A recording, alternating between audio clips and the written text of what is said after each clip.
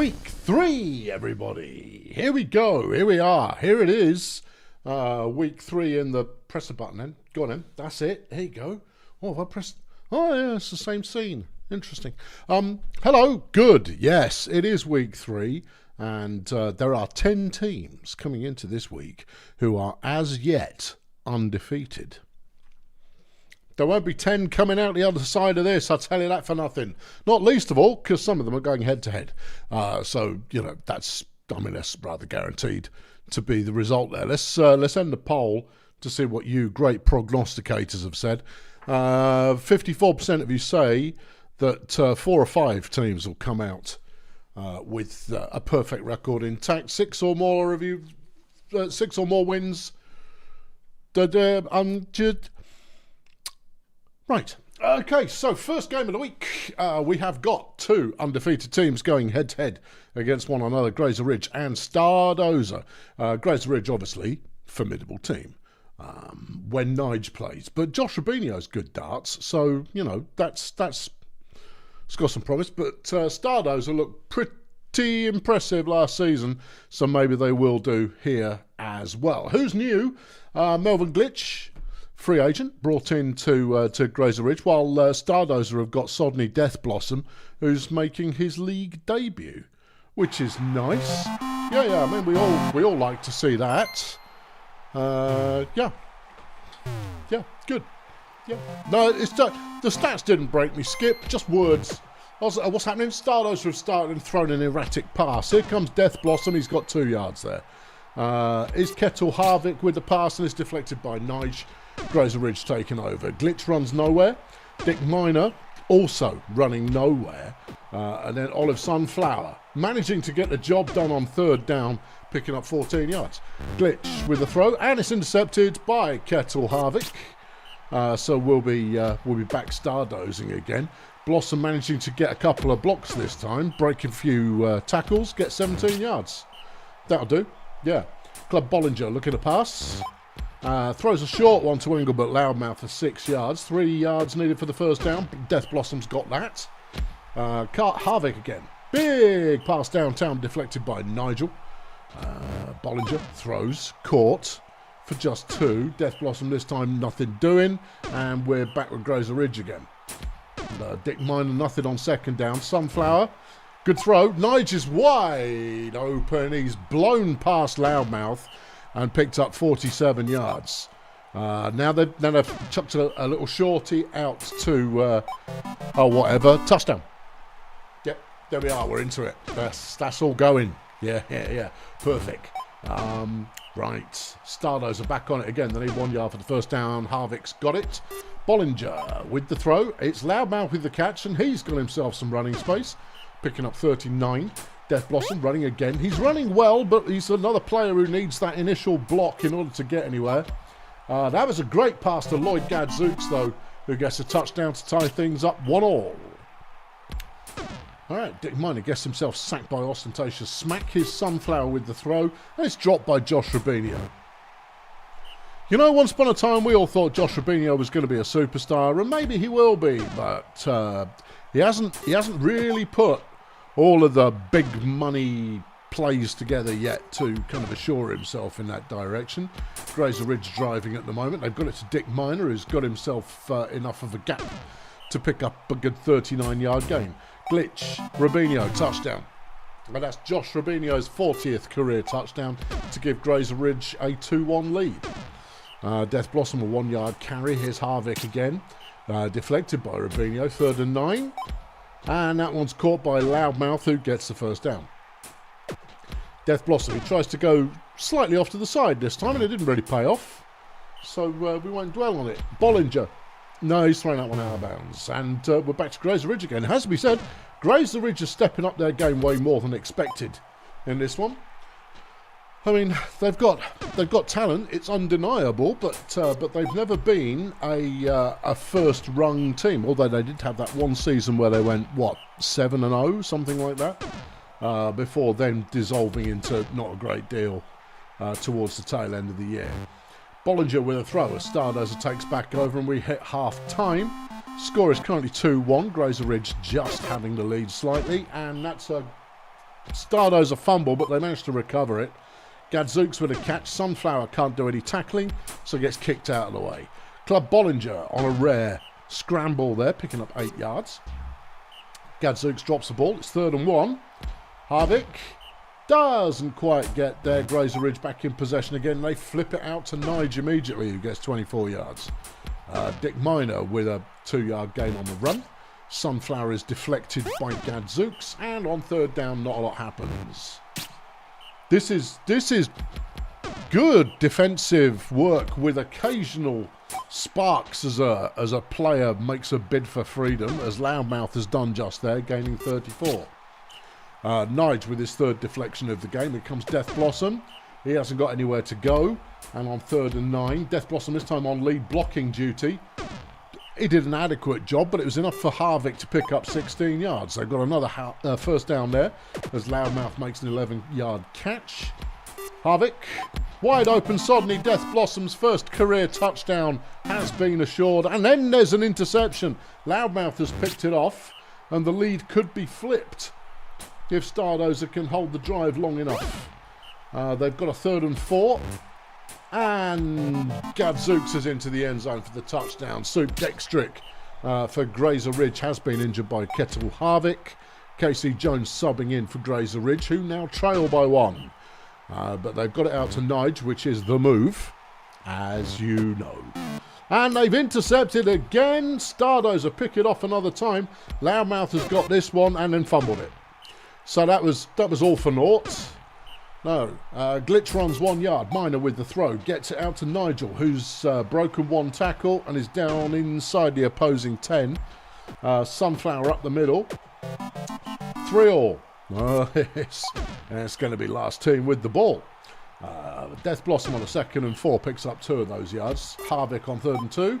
Gets it to Loudmouth again, who has picked up in the later stages of this game. Early on, a little bit quiet, but now getting it done. There's another 10-yard catch and another 1st down, but Mikey Ultra coming up with a sack. That one's thrown away. 15 plays left in the game on 3rd and 14. Harvick's got the catch and is going to go the distance. Stardozer get the lead. Glitch is sacked again. Dick Miner, a nice run there, picks up 8 yards. 3rd and 3, Sunflower, and that's the ball game. Yep, no, I say that with utter confidence. 10 plays to go. Stardozer with the ball. And, well, they're only going to chew up 1 more play by the looks of it. Yeah, okay. 8 plays to go. It's not over. Probably. Miner just deflected. 3rd and 6. Olive Sunflower throws it away. It's over. Stardozer win the game. Hold on. It's an interception. Maybe it's not over. Rubinho is going to get a couple of yards, but we've got 3 plays to go and 40-odd to get there. So they throw it to Nige, which is the move. 2 plays left, and it's a 1st and touchdown. All right, it's a draw. Okay, well, there you go. I mean, arguably, that's the result it always should have been. Good game. Yeah. Oh, and what a scramble for the result there at the end. Kettle Harvick, for Stardozer Human Resources, gets player of the game with 65 fan points, 147 passing, 4 touchdowns, 1 interception, 1 injury inflicted. Nigel Prison for Grazer Ridge, 55 fan points, 243 receiving, 2 touchdowns, 3 deflections. In the Pancake House, we are dishing, what have we got here? 14 for Mikey Ultra on Grazer Ridge. Oh no, 15 for Zenith Dark on Grazer Ridge is their leading pancakeist. And then Ostentatious Smack with 32 for Stardozer Human Resources. Both teams still undefeated, but neither is able to wear white anymore. Right. Except, of course, all teams wear white when they're away. Right, okay, flip it down to the other end. Well, that's 2 perfect records shot. Yep. Now, can the Minstrels upset Port Miggins? Well, I mean, I don't know. It depends what shape the Minstrels are in. Your guess is as good as mine. Any fresh-faced young rookies getting a go? Yeah, Drummond Winsock is having another go for the Minstrels. Managed to pick up 70 whole rushing yards last week. Steady on. Yeah. Okay. All right. Let's rock. But the Port Miggins line, oh boy, is good. That's kind of what I'm indicating there. Yorick Fassbender will get us underway for the Minstrels, and it's a short pass to Graham Tanky, who gets 17 yards and a first down. Windsock with a bit of a run, doesn't go anywhere. Grape shot on 2nd and 10, not a lot there either. Fassbender once again, and it's Tanky for the first down. Windsock runs it, doesn't get anywhere. Here comes Grape shots. A 5-yard gain. Yorick Fassbender with the throw, completely off target, and the Pirates get the ball. Fassbender deflects. Freddie Two-Beard, solid run, gets 6. Finney Kane on 3rd and 3 is deflected by Gillian Void Monkey. Back to the Minstrels from the halfway line. Void Monkey deflection. Windsock runs for a mighty 3 yards, and then they're sacked on the following play, reversing that and ending the drive, and the Pirates take back over. Two-Beard with a good catch is breaking tackles galore and then fumbling the ball. And the Minstrels have got it back again. Yorick Fassbender runs for nothing. Windsock runs for 1 yard. And then Bessie Grape shots, managing to get a late block there. Brilliant. An 11-yard gain. Then they flip it out to Gillian Void Monkey, and she's got the pace to go a significant way down the field. She's run out of field and scored a touchdown. 60 yards there for Gillian Void Monkey. Minstrels take a 1-0 lead. Freddie Two-Beard running it a little bit. It's 3rd and 3 for the Pirates. Is Paddy Finucane. Quebec Spire with the catch. Go Quebec, go. Yeah, I'm still a Quebec fan. Well, she was BDP's from the get-go. Emmental joined the team later, but just didn't fit my scheme. But that was a 25-yard run, and Two-Beard punches it in to tie the scores up 1-1. Grape shot with a catch for the Minstrels on the immediate return. Gets 40 yards. It is Windsock with a throw. And it's caught. 6 yards gained. Grape shot throws Tanky with a catch, and that's 19 more. Fassbender? No. Windsock on 2nd and 10. No. Okay, Grape shot on 3rd and 9. Yes, Tanky once again bailing them out, leading to another touchdown, and Void Monkey makes it 2-1. All right, Emmental runs for 11. Two-Beard, big throw downtown. Arnie Hamburger is wide open. Windsock on coverage, completely blew that. Is Finucane, and that's a first down gain. Emmental up the middle of the field is going to go to the end zone. 2-2. All right, Fassbender chucks one away. Here's Windsock running it again. 2 more yards there. Grape shot, waits, throws, and Tanky has got the first down. Fassbender throws. Void Monkey evades that first tackle, and her speed is going to get her to the end zone to make it 3-2. You need some quicker cover there, fellas, because that's not working for you. Two-Beard gets a first down for the Pirates. That one's an optimistic throw to nowhere. Emmental running on 2nd and 10, still on his feet, got the first down. Great blocking from the team, and he's gone 37 yards for the first down. Freddie Two-Beard runs it, gets 6. Here's Finucane, throws directly into the hands of Flint Savant for the Minstrels, beg your pardon, who have taken possession again. Fassbender throws and gets a 29-yard gain. Windsock runs for 4. His Grape shot again. Only 5 yards gain there. 3rd and 1. Fassbender throws complete. Tanky. Well, it looks like on 3rd down, throw it to Graham Tanky. He's not going to go very far. Hold on, they fumbled it. Emmental's picked the ball up for the Pirates and is taking it back the other way. And as half-time rolls around, it is 3-2 Minstrels. Emmental throws. Quebec with the catch. First down gained. 23 yards there. Freddie Two-Beard, no. Okay, Finucane, 2nd and 10. Nothing there either. Emmental tries hero mode and it does not come off. So Minstrels back in possession. Void Monkey with the first catch. Dodges 1 tackle, gets 49 yards. 4 catches for 171 in this game. That's a very, very nice average going on there. But no, that's the end of the... No, it's not the end of the drive. They got a first down. Pay attention. Grape shot throws. It's caught for 7. Minstrels in sight of the end zone. Get it to Void Monkey again, who now has 9 touchdowns this season. 3rd game of the season. That's pretty good. It is pretty good. Hamburger catches a 44-yarder. Two-Beard with a big lob. Gets it to Hamburger again, who's down at the 3.5-yard line. Finucane goes nowhere. Emmental to the end zone, touchdown to make it 4-3. Pirates still trailing right now, but they can certainly move the ball when they need to. They just need to get a stop on the Minstrels, and maybe this play. Yep. All right, they can tie things back up again. And there goes Emmental once more. Another good run, 25 yards for that one. 8 carries, 120 yards in the game so far. Finney Kane looking to throw to the end zone and there's nobody there to be thrown to. But he threw to the end zone anyway because it felt like he was accomplishing something. But then the drive stalls out and the Minstrels take back over, defending exactly when they need to. 3rd and 5, great shot to Tanky. Gets them out of jail on 3rd down. Fassbender throws a 6-yarder. Dremon wins Sock on 2nd and 3. And this is Winsock's best run of the day. 8 whole yards. Oh, drink it in. The cat's here. Fassbender throws. It's Void Monkey with the catch. And on 1st down, she takes it all the way to the end zone for 40 yards and her 5th touchdown of the game. Well, I mean, does anybody else going to get a go? No, I don't think so. Oh, well, why bother? Yeah, quite. Emmental with the throw on 2nd and 10 gets it to Arnie Hamburger, who breaks a tackle and is down to the 10 after 57 yards off the pass from Emmental. Freddie Two-Beer, touchdown. 5-4, 16 plays to go.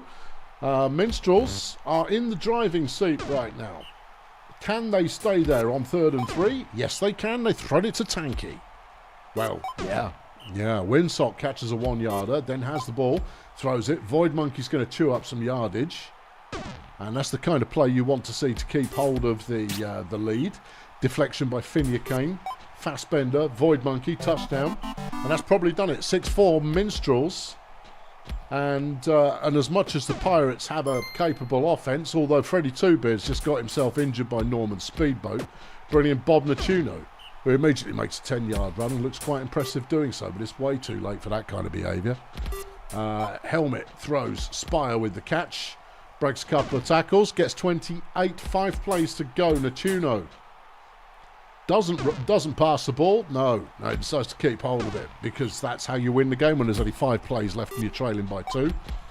Hamburger is stopped short. 2 plays left. Natuno, nope, 1 yard. Finney Kane, fancy it? No, fumbled on the 1-yard line, then 4 fingernails, gets a consolation touchdown to make the final score. Minstrels 6, Pirates 5. Very good game. Player of the game, Yorick Fassbender for the wretched Minstrels. 80 fan points, 370 passing, 6 touchdowns, and a pass deflection. Mikey Power Tools for the Pirates. 51 fan points, 39 pancakes, 2 sacks. Okay, yeah. Any advance on 39 pancakes for the Pirates? No. And over on the Minstrels, Cobbler did 22. No, there you go. Norman Speedboat, 46 pancakes. That's pretty solid. That is pretty solid. So there you go. 2 games down, and 2 perfect records gone. Okay. No, 3 perfect records gone. Flipping heck. Yeah, no, take no prisoners. Well, in this game, we're looking for both teams to get their first win this season. Voodoo Boys versus the Wizard Hole Wizards. Either of them could win, but it's anybody's guess. Bambi Turnoff, the rookie, getting a start at the Voodoo Boys, while at the Wizards, they're leaning on Whiskers, Camembert and Sticky Pierre, who they have drafted in this season to do good. And it's a blessed game. Righto. Yep. Energy Hussein on the first play of the game for the Wizards, gains 7 on the ground. Pierre, he's running, he doesn't get anywhere though. Lenny Luxury on 3rd and 5 also doesn't get anywhere, and the Voodoo Boys take over. Turnoff is sacked on the first play of the game. Karen Hare catches a 6-yarder, and Bertha Raccoon gets our first touchdown of the day, 26 yards. Turnoff throwing again.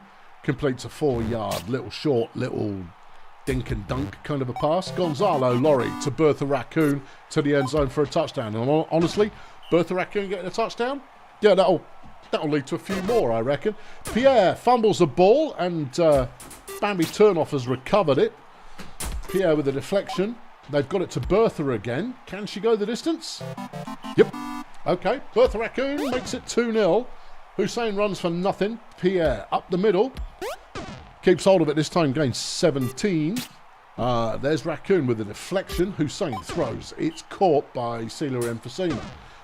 Pierre Runs a little short one there. 1st and 10 for the Voodoo Boys. He managed to get the stop. Vincent Rimshot doing a bit of running and somehow staying on his feet. He doesn't do that very often, no. Gonzalo Lorry scrambling with it. Manages to pick up 13. Yeah, turn off, throws, and that's another first down. Rimshot to the end zone, touchdown. 3-0 Voodoo Boys. Wizards at the moment struggling to get a consistent drive going as Pierre is sacked by Horst and Saltblock. Lenny Luxury throws one away. 3rd and 12, Hussein. Just to the flat was never going to work, and it didn't. Bertha's got another catch, breaks a tackle, and picks up 34 yards. Rimshot throws. It's Bambi with a catch, and she's down at the 4-yard line. First down, no. Second down, Karen Hare with the touchdown. 4-0. Okay. Yeah, Bertha has another deflection. Alvin Government with the tackle for loss. 3rd and 11. Lenny Luxury's probably going to get a first down, and he does. Nice one, Lenny. 26 yards gained on that play. Hussein doesn't do very much. Sticky Pierre goes 3. Here's Luxury on 3rd and 7, and he's sacked by Alvin Governance. And then Lenny picks off an interception. Wizards get another reprieve. And then they've thrown it straight back again, and Bertha gets the interception. No, reprieves all rounds. Brief pause in commentary as Batista Cranium gets injured by Alvin Governance.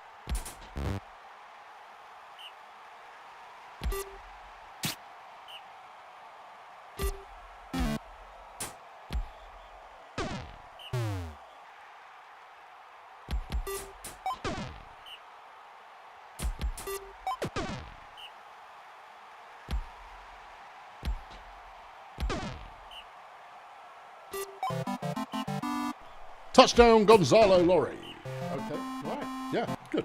Half-time rolls around. Voodoo Boys are up 5-0 and looking, they're looking reasonably solid, but it's more that the Minstrels offense, no, not the Minstrels, beg pardon, the Wizards offense is unable to properly get things rolling.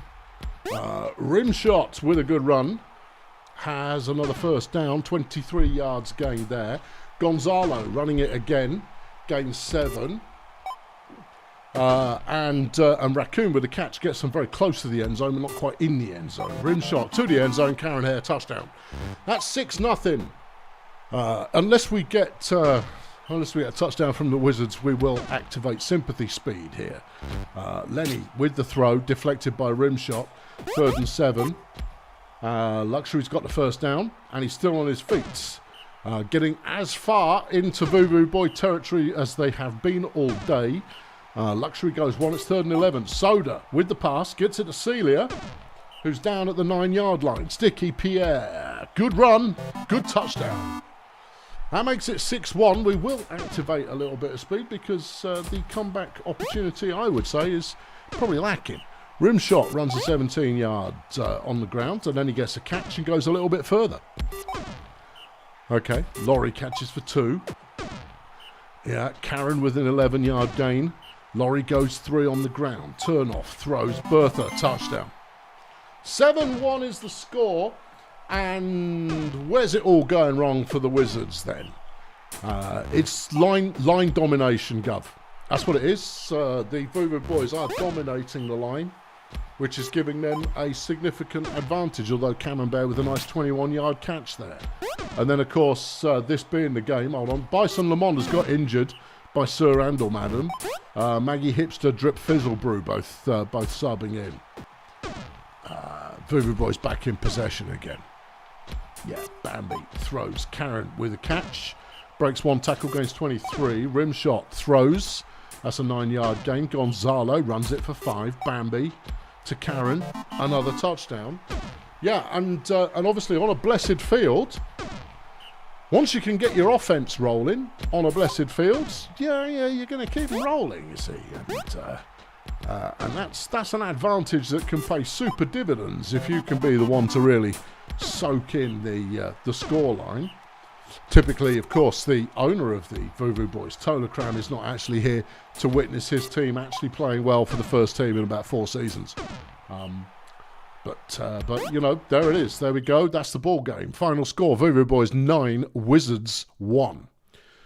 Player of the game, Bertha Raccoon, 92 fan points, 157 receiving, 3 touchdowns, 2 deflections, 3 interceptions. Nice. For the Wizards, Lenny Luxury, 35 fan points, a scattering of offensive yards, 1 deflection, 1 interception. Pancakes, Alvin Government, 37 for the Voodoo Boys. Yep, led the way. And for the Wizards, the Anger Panda did 11. Oh no, Pitkin Roaring Fork did 19. Well, that's not so bad.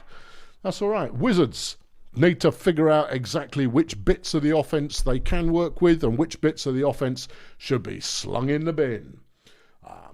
Better luck next week. Next up, you've got the Nomads, who are currently without a leader. If you would like to be the Nomads leader, swing by the Discord and say, hey, that sounds like the sort of thing that I should be doing. And now I've taken on the Edge of Slum Marching Band, who are always a delight to watch in action. And now they have Marcel LeJams. Yeah, got him during the week. They also have Bobbert Weasel, who is playing receiver for them. This is just a mean-looking team. And Marcel LeJams. The Nomads are packing nothing you haven't seen before, apart from Merry Aluminium, who is getting a regular start for them, while the coach of the automated variety is picking the team every week. It will be the Nomads who get us started. Joey Bugout with a short throw to Aluminium is an 8-yarder. Chaka Khan chucks it, 8 yards, first down. Aluminium with the throw, caught for 9 by Ezekiel Zamboni. That's a Kim Selector first down catch. Is everything going to work? Apparently, yeah. No, I mean, these are all little short plays, but if everything's working, it's an inevitability that at some point you end up in the end zone.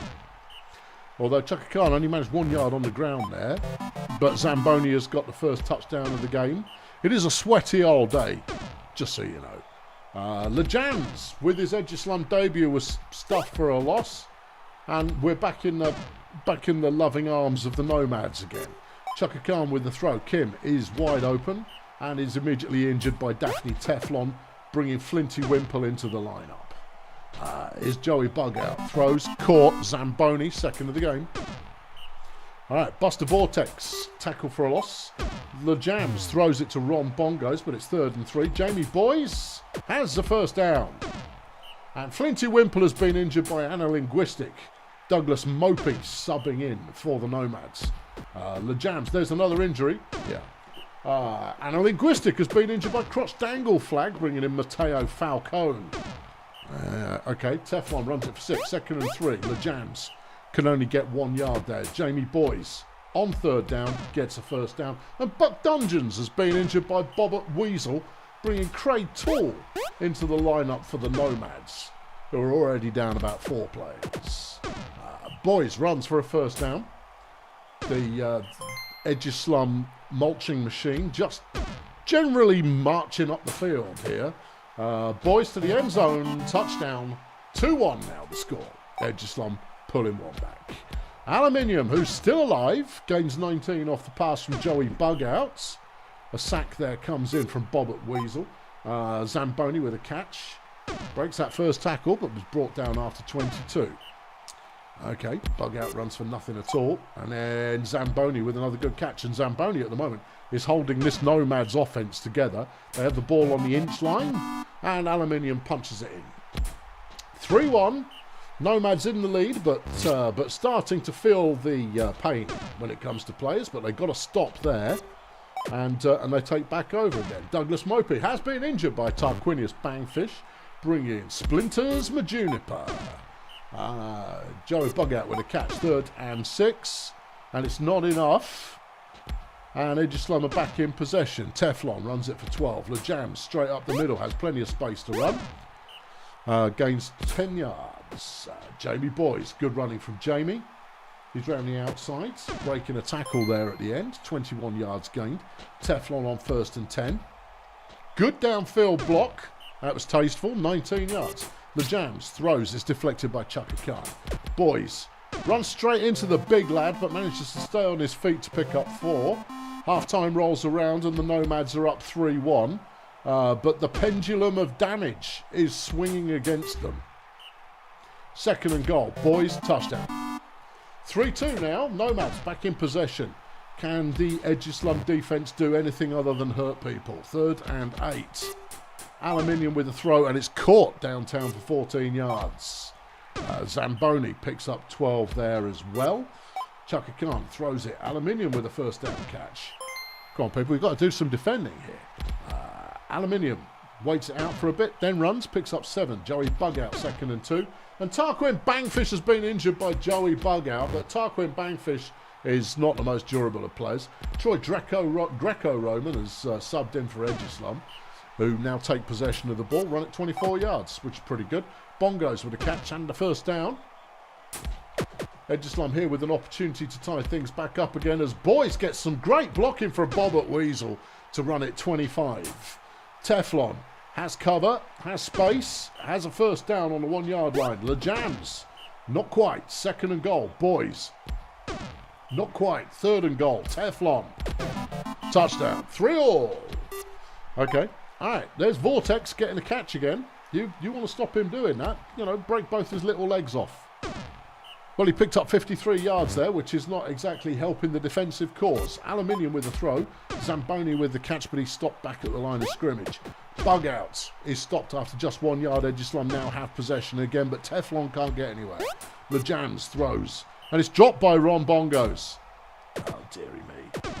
There was a season once upon a time where Ron Bongos being injured early days meant that the Edgeslum season fell apart. But these days, he's just not so much of a factor. Anyway, 2nd and goal. Nomads with the ball. 3rd and goal now. And it's stopped short. Edgeslum's defence managing to step up when it was most needed. LeJams throws and it's deflected. Boys on 3rd and short. Gets the first down.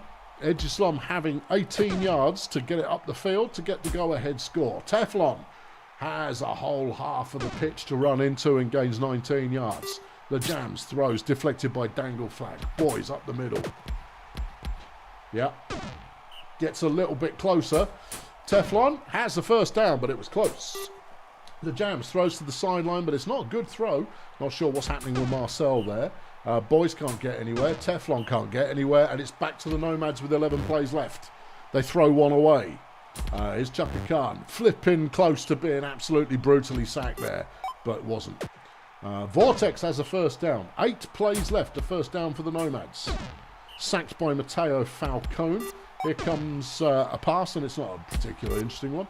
And it's caught by Zamboni for the first down. 5 plays left, 34 yards to the end zone. Chaka Khan on 2nd and 10. Nothing doing. 3rd and 9. Merry Aluminium gets it to Zamboni. Has he got the legs? He does have the legs. It's 4-3 Nomads, and Edgeslum are going to run out of time to respond.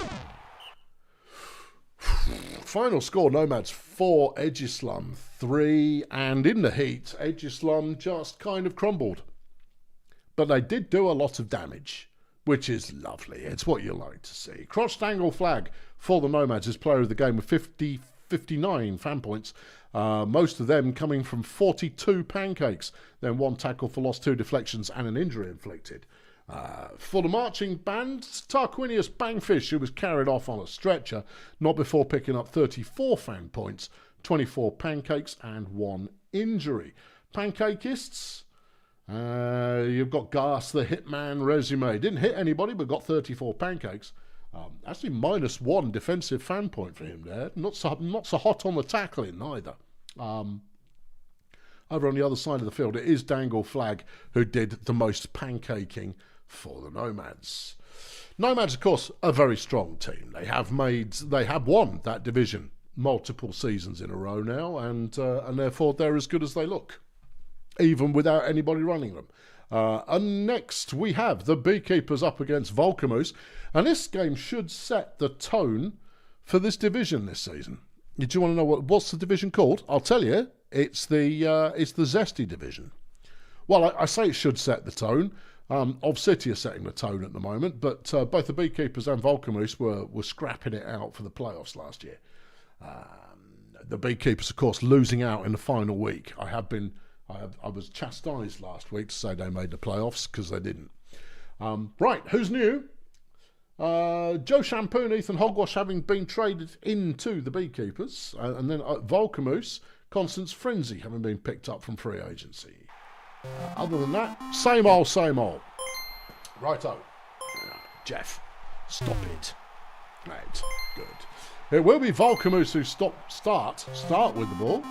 Okay, and it's Vida Viking with a nice run on first down, continuing to run, getting 15 yards. Angles Hunkerdome goes for 5. His Sad Lurch on second and 5. A throw way beyond the sideline to no one in particular. Viking on third down is deflected by Rolf Henchucker, and the Beekeepers are in possession. Hank Massive throws one away. O.T. Freemason is sacked by Slot Bridges, and Ethan Hogwash is stuffed behind the line for a tackle for loss. Okay, back over to the Saints then. Yeah, and it's Erlen Dickberg who gets the early run of it off the reception. Then Hunkerdome manages to run, picking up 20 yards. Sad Lurch, running, touchdown. 1-0 Volcamoose. Hank Massive keeps it on the ground and gets 1 yard. OT throws it for 6, 3rd and 3, and Ethan Hogwash has a first down. And it's still rolling in slow motion, but it's a 15-yard gain. Hank has fumbled the ball, Demetrius Gafford recovering it. Then they pass it to Dickberg, because obviously. Hunkerdome throws, Lurch with the catch. Could Hogwash tackle? No. Touchdown Lurch. 2-0 Volcamoose. Hank's running it and he's breaking tackles because that's what he usually does. He got 19 there. No, Jeff. No, take a hint, mate. Ethan runs it for nothing at all. 3rd and 11. Hank with the possession. Oti getting in the way of Hank, but somehow it didn't stop him gaining 27, so the drive is still in motion. Rolf Henchucker getting a good catch, breaking about 5 tackles there, gained a good chunk of yardage. Massive on second and goal is sacked. Freemason is deflected and the Vikings are back in possession.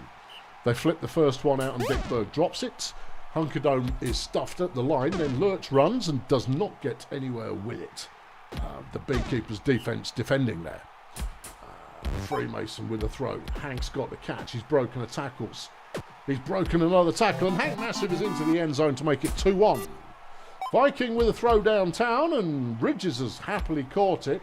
Was being defended by Ezra Custard, but Ezra evidently fell over or got distracted by something shiny in the stands. Dickberg gets him down to the 4-yard line. Lurch runs up the middle for the touchdown, 3-1. Hank now up in his evasive game, managing to get a few yards. It's 3rd and short. Hogwash has a first down. Hank running once more. Yep. Ping-ponging off defensive players galore. Freemason is sacked by Hunkerdome. Hogwash gets nowhere at all, and that's the end of the drive. Ridges. Here goes Ridges. And that's a 25-yard gain. Hunkerdome with a throw. It's a short one to Viking for 4 yards. Lurch looks for a target, finds Dickberg, who is brought down at the 4-yard line. Viking to the back of the end zone. No, that's no good. Hunkerdome on second and goal.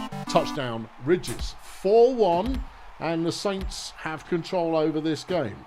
Hank being the only real bright spark on the team for the Beekeepers right now, although Ezra Custard makes a nice big 43-yard catch and go.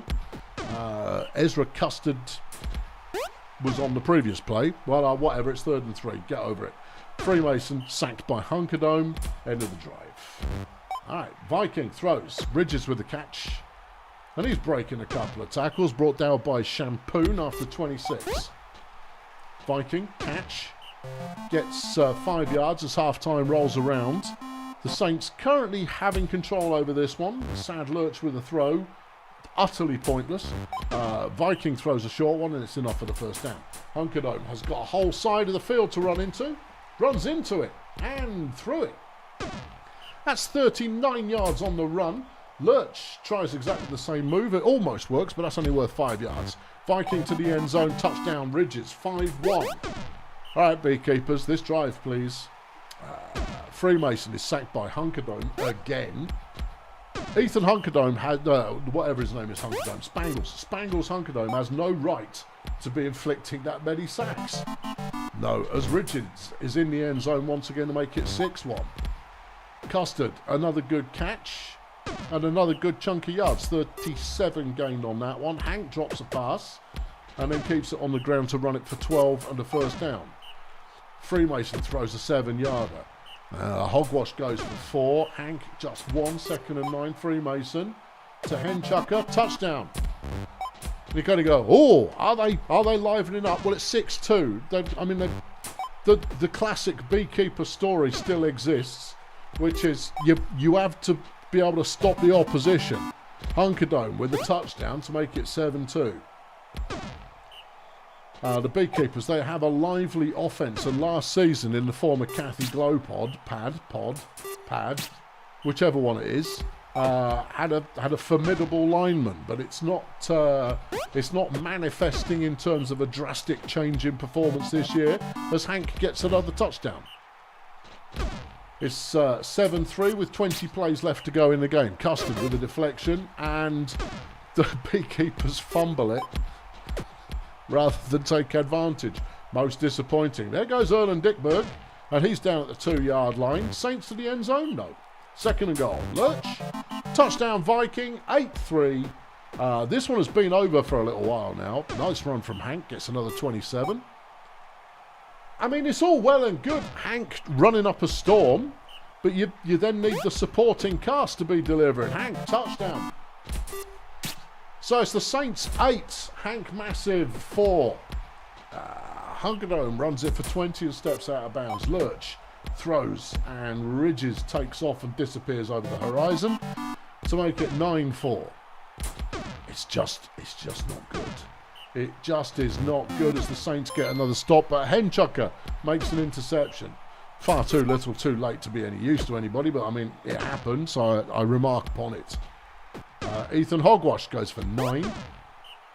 Hank not a lot on that one, and that's a ball game. Final score, Volcamoose 9, Beekeepers 4. Player of the game is Chris Biscuit. Hey, what are you going to do against Chris Biscuit? He's a flipping beast. 64 pancakes, 2 sacks, 19 tackles. 19. That's a lot. Yeah. Rolf Henchucker for the Beekeepers, 47 fan points, 109 receiving, 1 touchdown, 1 interception, 2 deflections. Pancakes for the Beekeepers is Kathy Glowpad. It's Glowpad, 38 pancakes. For the Saints, obviously it's Chris Biscuit because he's one of the best in the business. Okie dokie. Oh, yeah, well, okie and indeed dokie. Back down over to Fail Brigade now, and the Pathfinders, with their perfect record, that won't last, are up against the Sweaty Marsupials with their perfect record. More importantly, we're getting to see Spons and Maple go up against Hog Mexico. 2 prime-time rookies getting it happen. The Marsupials also have Bobbity Streaks, who's getting a start at receiver. That said, of course, the Pathfinders have got quite a different look to their lineup this season, and so far it's working for them. Maybe it will continue to do so. Oh, we'll find out. It's a beautiful day for some brutal ball. Hog Mexico's going to be first with the ball for the Marsupials. It's a run, and it's 5 yards. All right, Svazdan runs it for nothing. Conquest is throwing on 3rd down, and it's Rachie Scabras with the catch, and that's a 24-yard gain. Mexico running it again, smashes through Tiffany Hooverbag, and that's not easy. Gained 11 yards. Svazdan runs it a bit as well, and that's another 9. Conquest on 2nd and short, gives up on passing, runs it 5, another first down. Mexico keeps it low, and that's another 11 yards gained. Svazdan throws, and somehow it's caught by Streaks, 1 yard out from the end zone. Conquest getting the score to make it 1-0 Marsupials. Red Star are on 3rd down already. Clive Goldmouth optimistically tried to run it there, and it didn't work. Marsupials take him back over. There goes Mexico, and he's fumbled it. Poke Lorenz has taken the ball off him and is trotting it back the other way. So a second crack at this one for the Pathfinders, but the first down goes nowhere good. Goat throws it out to Yellow Fang, who has the first down. Clive Goldmouth runs through the middle of the line, picks up 5. Martin Slug tries the same thing, picks up nothing at all. Apart from a concussion, probably. Poke Lorenz with the catch. All the way to the end zone, and it is 1-1. Pathfinder's tree man receiver there, receiving the ball as a tree man. 2nd and 12 for the Marsupials, and they go nowhere good. Mexico on 3rd and 13. Has he got the gas for the first down? He certainly does. A 15-yard gain. Svazdan throws it. Scabras with the catch, 18 yards. Conquest with the throw. Slug with the deflection. Mexico on 2nd and 10. He just runs the ball. That's all he does. That's what he's for. Svazdan, same story. And he got a good lane to run into there, gaining 19 yards. Conquest runs quite a bit as well, but he didn't get very far that time. Mexico on the ground once more, making it a 3rd and 2. Svazdan, first down, touchdown. 2-1 Marsupials. Slug gets nothing. Lionel Goat with the throw gets it to Yellowfang. And Yellowfang hustles for 30. There goes Goalmouth. That's a 5-yard gain. Martin Slug can't get much on 2nd down. Goat throws to Pope Lorenz. Big old tree man receiver. You don't see tree man receivers very often, but you do in this game. Slug finally with a bit of evasive running. Beautiful run from Martin Slug. 22 yards and a touchdown to make it 2-2. And at the moment, neither team has an answer for the other team. Other than, be my guest, go and score, why don't you? Hold on, it's an interception. Clive Goldmouse picked it off for the Pathfinders, and he's got a ton of room. And he's fumbled it. Ah, what a plum. Yeah, Petunia Thrust there, forcing the fumble after the interception, reversing all of that extreme excitement. And Svazdan throws a 38-yard pass to just take the ball back upfield again. Mexico runs it for 6. It's 3rd and 4. Svazdan runs. And it's a 12-yard first down. Hype Conquest is in there. Gets 2. Hog Mexico throws another first to Rachie Scabras. And 3 yards to the end zone. It's a touchdown. 3-2 Marsupials, but I wouldn't want to call this one. No. Clive Goldmouth, another good catch. And he's evading the tacklers to get 39 yards. There goes Goldmouth again, this time keeping it on the ground. Making the tacklers look stupid. He gets 22. Half-time rolls around. It's 3-2 Marsupials, but the Pathfinders have just equalised.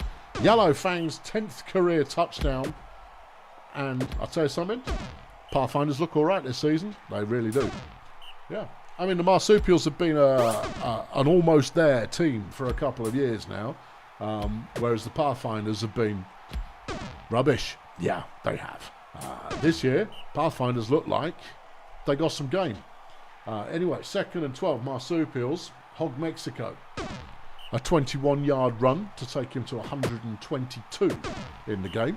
Svazdan goes for 13. Conquest to the end zone is deflected by Martin Slug. Mexico can't get anywhere. Svazdan, 3rd and goal.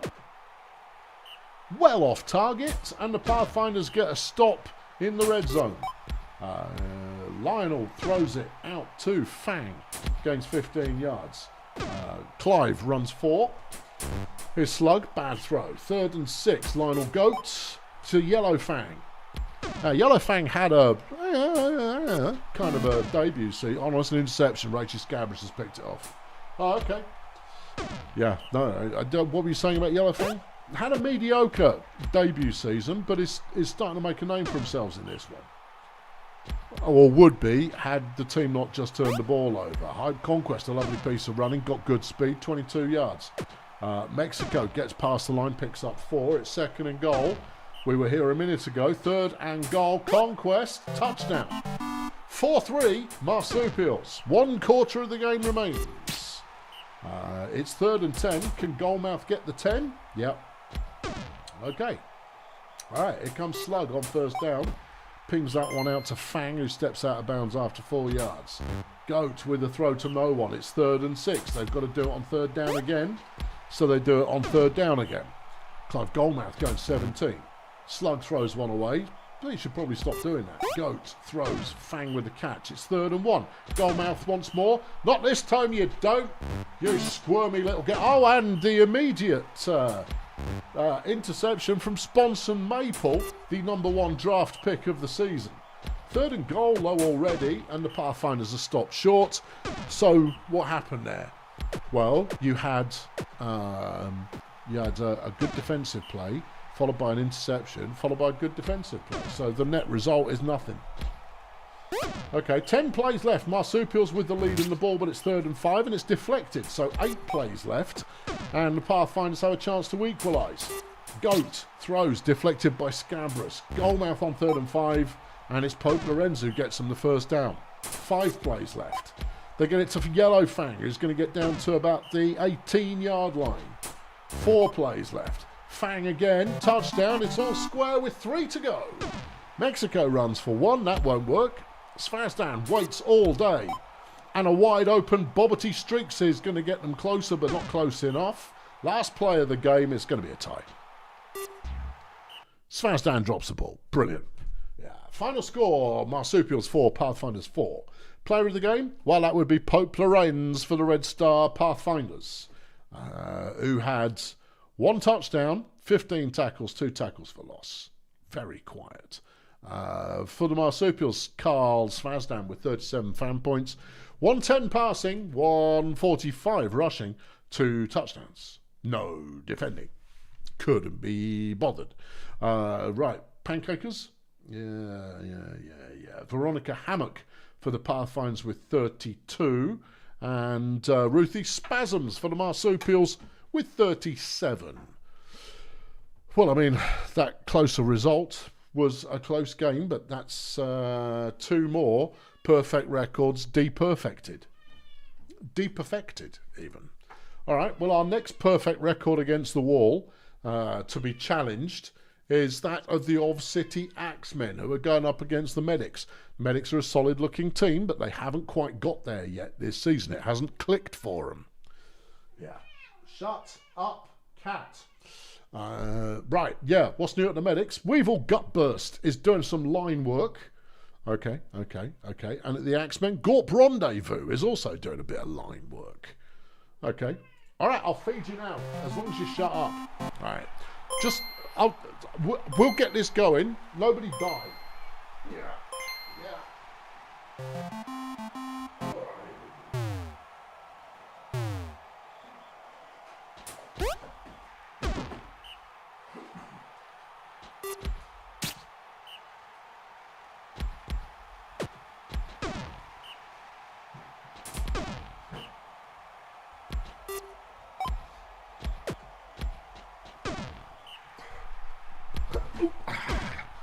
Right, 6 plays gone. Ov City with the ball, driving up the field so far. 3rd and 5 though, Andre Dredzor, and it's deflected by Agility Bum Rake. A sack comes in from Emmanuel Weathercone as the Bumps and Medics take over. Tone Penta there, catching a 12-yarder, but it's 3rd and 1. And Shandy Worthless with a deflection. Serenity throws. Gibby Love handles with a catch for 23. Dredzor, a good medium-sized pass there, goes 16. Chopstick runs away from the flow of traffic and gets it down to the 2. And Serenity's into the end zone for a touchdown. Tone Pentano being injured by Gorp Rendezvous on the Medics. Anubis Python has subbed in for him and has got a carry. More than that, a first down. Anubis Python first carry of their career, and it's a first down. El Smiters has got himself injured by Gorp Rendezvous as well, bringing Scooter Boam into the lineup for the Medics, as everybody's just deflecting everything right now. Love handles with another catch for the Axemen, who have taken possession back again, and it's a 32-yard gain. Chopstick goes 3. Serenity, lovely bit of running, gains 10. Is Andre Dredzor, completes it to Shandy Worthless for the touchdown to make it 2-1. Okay, Weathercone with a tackle for loss. Madame Pompadour throws a short one to Scooter, but it really isn't worth it. Scooter now with the ball, gives up on passing, and just runs it. Just runs it 11 yards for a first down. Python gets 2 on the carry. Pompadour carries it a bit, fumbles it, and Weathercone has picked up the ball. Flipping Emmanuel Weathercone there with a turn of speed as well. Serenity to the end zone, touchdown, Love handles 3-0. Python running again, gains 5. That's a completed pass. It's Sabutio Bongos who's got the catch. 23 yards. Scooter on 1st and 10. Just evades and gets 9. Python round the outside of the line does enough to get the first down and more. Here's Pompadour on 1st and 10. Bumps and moving the ball pretty well right now. A Scooter runs once more, but can only get 6. Python on 3rd and 4. Has a first down. Trennis Cosmic has been injured by Georgie Cones. The Axemen losing a key blocker there, bringing Dope Histamine into the lineup as the Medics get their opening score of the game to make it 3-1. Dreadzone is sacked by Weevil Gutburst. But it is a 1st and 10 for the Axemen anyway. Pritchard's Serenity runs for 16. Is Dreadzor, not Dreadzone. Do what? Doesn't really matter. Okay. Abby Chopstick with a nice piece of running gets 16. Here's Serenity looking to throw. And Gibby Love Handles wide open. Takes it all the way into the end zone for a touchdown. Python felt like throwing it there for a moment, but instead decided to do a little stutter step run and gets the first down, but they have fumbled it. Even if they did recover, they lost yardage. 2nd and 11 Medics as half-time rolls around. Scooter has space to go, so goes a little bit. Python throws. Scooter's got the catch and he's evaded a couple of tackles, got 22 yards. Pompadour to Agility Bum Rake, who's down at the 6. Scooter through the middle of the line. Touchdown to make it 4-2. After a slow start, the Medics starting to come alive. And they're not going to do it. No. They might. I'd be very surprised, but it's not impossible. Love Handles, good catch, still running, is down at the 4-yard line after 44 yards. Touchdown, Love Handles, 5-2. Axemen very much in control at the current time. It's 3rd and 7. Scooter's going to try and whatever he was trying, didn't. Dreadzor with a catch and the first down and some broken tackles and a 24-yard gain. Here's Dreadzor running it again. Running it is not really his move. No. 3rd and 11 for the Axemen. Serenity. There's another injury. Love Handles. Touchdown. Anubis Python has been taken out of the picture by Emmanuel Weathercone. And it must be desperate because they brought Spock Bumson in. All right, here he is now. And it's intercepted by Shandy Worthless. Nice one, Bumson. Serenity throws. Worthless. Touchdown. Georgie Cones has been injured by Emmanuel Weathercone. Gaz Cyborg has now subbed in. Oh, has he? Yeah. Okay. Yeah. Scooter goes for 6. Pompadour running it a little bit. Gains another 5. There goes Bumson. 8-yard gain. That might be the longest of his career. Agility Bum Rake throws a 17-yarder. Bongos with a catch. First down on the 1-yard line. Touchdown, Spock Bumson. Okay, 7-3 is the score. Axemen very much in the lead. Only 18 plays left to go. Of City currently have the ball. Chopstick, a good gain there for 17. Shandyworth's touchdown. And it looks very much to me. Well, really, are you going to say something profound? No, not really. I'm going to say that the Axemen go 3-0. First team of the week to maintain their perfect record. Oh, good for them. Yeah. Pompadour throws. Bumson, they put up a fight, but they've been very patchy. And then, of course, as the lineup gradually shifted around due to injuries, Axemen just defended the end zone there, just in case it matters to you. But it doesn't. No. 2 plays left. Bumson with the ball. Bumrake's got a catch for 24. Bumson with a pass. Bumrake with a catch. If you've got a player named Bum, you know where to send them. Final score of City 8. Bumson Medics 3. Player of the game Emmanuel Weathercone, unsurprisingly. 80 fan points, 34 pancakes, 1 tackle for loss, 2 sacks, 2 injuries inflicted. And Joe slung a 20 in the bucket to celebrate the first ever of City 3-0 start. Really? It's your first three streak to start the season. Weevil gut bust for the Medics. You're going to go, who? 45 fan points, 53 pancakes, and a sack. Not bad. Sacks. Anyone going to beat that? Well, Chaz Contraband got 52 for the Medics. They were actually doing quite well in the line there. Over on Of City's side of things, Gorp Rendezvous did 46. And that was their best player in a pancake stylie. Okay, we've got our first 3-0 team. Yeah. Right, okay, next up you've got the Lingo Blend All-Stars taking on Sports Ball Union. Both teams looking for their first win of the year. Slippy Exodus getting a start for Lingo Blend. Slippy Exodus did not have a brilliant season so far, but maybe this is the game where it all turns around. Maybe it isn't. Over on Sports Ball, German Smeets is getting a start alongside Tudor Quicks and Hoodie Mafia. That's all their rookies then. Yep, all the rookies are getting a go. Well, that's nice to see. Yeah, and it's a blessed game, so if you're going to score, you're going to score more. Sports Ball will be starting with the ball, and it's German Smeets who's going to show us what he's made of. All right, German, turn it on. German ran the outside of the line. Good run. 14 yards gain. Danny Diet looking to throw. Completes it a bird dog. That's a play we've seen a few times. Here's Chip Paragraph on 1st and 10. Throws a short one. Smeets with the catch. In the right place at the right time. Gets him down to the 3-yard line. Smeets now with the ball. Throws. Chip Paragraph, touchdown. 1-0 Sports Ball, and that looked very effective. Lonesome Coil running it for Lingo Blend. Has a first down. Breaking a few tackles along the way. Slippy Exodus throws. It's Hack Murphy. Everybody's favourite player. Or rather, I wouldn't say Hack Murphy's everyone's favourite player. He's a player everyone respects more than anything else, as Lonesome Coil gets a touchdown. That was quick.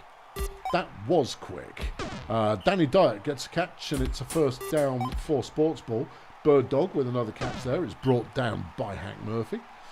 Chip Paragraph. Not a lot there. 2nd and 9. Smeets with a late throw, but it was a good one. Hoodie Mafia with a catch for 21. Mafia gets the catch on the next one as well, and that's 13 gained. Paragraph against the flow of players runs for 7. Smeets on 2nd and 3. Chucks it to Paragraph, who has a touchdown. 2-1. Okay, Tudor Quicks with a deflection. Lonesome Coil runs it for a couple. It's 3rd and 7. Exodus throws. It's caught by Murphy, but he's short of the first down marker. So we're back to Sports Ball again. Smeets throws for 3. Here's Diet on 2nd and 7. Completes it to Mafia, who refused to be tackled immediately and instead gains some yards for a first down. Paragraph goes for 9 on the ground. Here's Smeets on 2nd and 1. Touchdown, Bird Dog. Okay, and there's a fumble. Tudor Quicks has recovered that one. Sports Ball back in possession immediately. Chip Paragraph drops the flipping ball. Danny throws. There's no one there. 3rd and 10. Paragraph. This one goes out to Danny Diet, who has a touchdown. Okay, John Plum throws. Lothario Henderson drops it. Lonesome Coil does a bit of running there, gets 3, but it's 3rd and 6. Exodus to Hack Murphy for 24. It's John Plum. Straight up the middle. Doesn't care. Yeah, absolutely. A 23-yard gain there for the little gnome. Lonesome Coil goes 4. Exodus tries the same deal. Gets a first down. That works. The Plum throws. Murphy, touchdown. All right, Lingo Blend just trying to hang in there for the moment. But they do need to turn some defence on in order to be able to rebound from the current 4-2 deficit they find themselves on the underside of. Paragraph waits a bit, gives up on throwing, scrambles, gains 9. It's 2nd and 1. Smeets, that was a bad throw, but Bird Dog managed to do something with it to keep the chains moving. Is Diet, he gains 6, running up the middle. Paragraph. There he goes. First down on the 2. Smeets, touchdown. All right, 5-2, Sports Ball. Hack Murphy's got another catch, and it's 22 yards. There goes Coil, gaining just 3. Exodus on 2nd and 6. Throws, and Lothario Henderson has dropped the ball for the 2nd time. And that's the end of the drive. Lothario Henderson's going to be replaced. Chip Paragraph on the run. Well, a run after a catch, but I mean, he was running. He just caught it first, which, you know, you should sort of highlight. Paragraph this time running it against 7. Smeets with the throw. Mafia with a first down. There's Danny. Throws. Caught by Mafia. Touchdown. Halftime rolls around. It's 6-2. It was looking close there for a little while. It's not looking quite so close anymore. Murphy with a 5-yard catch. Coyle throws. Murphy, another catch. Bird Dog hunts him down, and that's 24 yards gained. Exodus, deflected by Dog, 2nd and 10. The Plum throws. It's Murphy. And that's a 41-yard gain. Coyle to the end zone. Hack Murphy touchdown. 6-3 now, but Lingo Blend have to figure out how to get a stop. They haven't done here as Bird Dog takes off. 40 yards gained. Chet Paragraph throws it. It's incomplete. Smeets gives up on the idea of throwing, and instead a nice piece of gain on the ground, 16 yards. That was a 1-yard catch, but on 2nd and 8, Paragraph throws. It's caught, and Sports Ball threatening to score again. Score again. Hoodie Mafia with his 2nd of the game. There goes Hack Murphy. Okay. Yeah. I don't think they're coming back. No. Sports Ball just grind away up the field and get a touchdown. And if you keep doing that all game, you'll win that game that you're doing it in. Yeah. Coyle is sacked by Ingrid Matrix. Exodus runs it, rather than anything more dangerous than that, and gains 8. The Plum throws, is caught by Murphy. Lonesome Coyle, keeping it low, gets down to the 2-yard line. Slippy Exodus can't get there. Tackled by Tudor Quicks. It's 3rd and goal. Coyle, no. Denied by Sports Ball at the 1-yard line, and that'll be enough for me to activate. You ain't coming back from this. Yeah. Okay. Yeah. Sports Ball have control over the game, but Lingo Blend look fairly capable right now. And they have made an interesting signing during the week, which you never know might turn into something if that interesting signing gets to see the field. Stephen Truckstop with the deflection. Lingo Blend back in possession again. Murphy with another catch. Hack Murphy's got 287 yards receiving in this game. I'm just saying. Yeah. Exodus down to the 1-yard line. The Plum to the end zone. No. Coyle, touchdown. 7-4 is the score. 14 plays left. Hoodie Mafia having a solid game. German Smeets having a solid game. And Sports Ball, they may not look as familiar. Hack Murphy's been injured. It's a disaster by Tudor Quicks. Egon Sanction has subbed in for Lingo Blend. But frankly, if one of the greatest players of all time is not on the field, does anyone care? Yeah, 8-4 now, the score. 4 plays remaining. Lingo Blend's spirit is crushed like Hack Murphy under 7 tons of orc, let's say for the sake of argument. Final score, Sports Ball 8, Lingo Blend 4. Not a blowout. The yardage stayed relatively close, but player of the game, Tudor Quicks. The rookie getting player of the game for Sports Ball. 71 fan points, 61 pancakes. Good day at the office. 1 tackle for loss, 1 deflection, 1 injury inflicted. For Lingo Blend, Hack Murphy, player of the game with 59 fan points, 287 receiving, 2 touchdowns and a pass deflection. Tiggy Teapot with 54 pancakes led the way for Lingo Blend. Well, it was Quicks with 61, but only just for Sports Ball. Chonk Olympics got 57, and Danny Diet got 4. Isn't Danny Diet a flipping elf? That's receiving yards you're looking at. Oh, all right, I'll take it back. Yeah, all right, yeah, no, fine. Yeah, sorry, I was looking at the wrong thing. Forget I spoke. Yeah, all right, good. Yeah. So we have 2 teams now who have, no we don't, Sports Ball, that's their first win of the season. Oh, right, okay. Into the second row. And the Toy Masters are taking on the Miners, both teams looking for their second win of the year. Over at the Toy Masters, you've got Mindy Sleep-A-Lot, who's getting a start in the line, and Sahara Dawn, who's had solid play so far, is doing a bit of receiving. Meanwhile, at the Miners, nothing is new. Okay. Yeah, right. Let's get this one underway as you go another moment without commentary.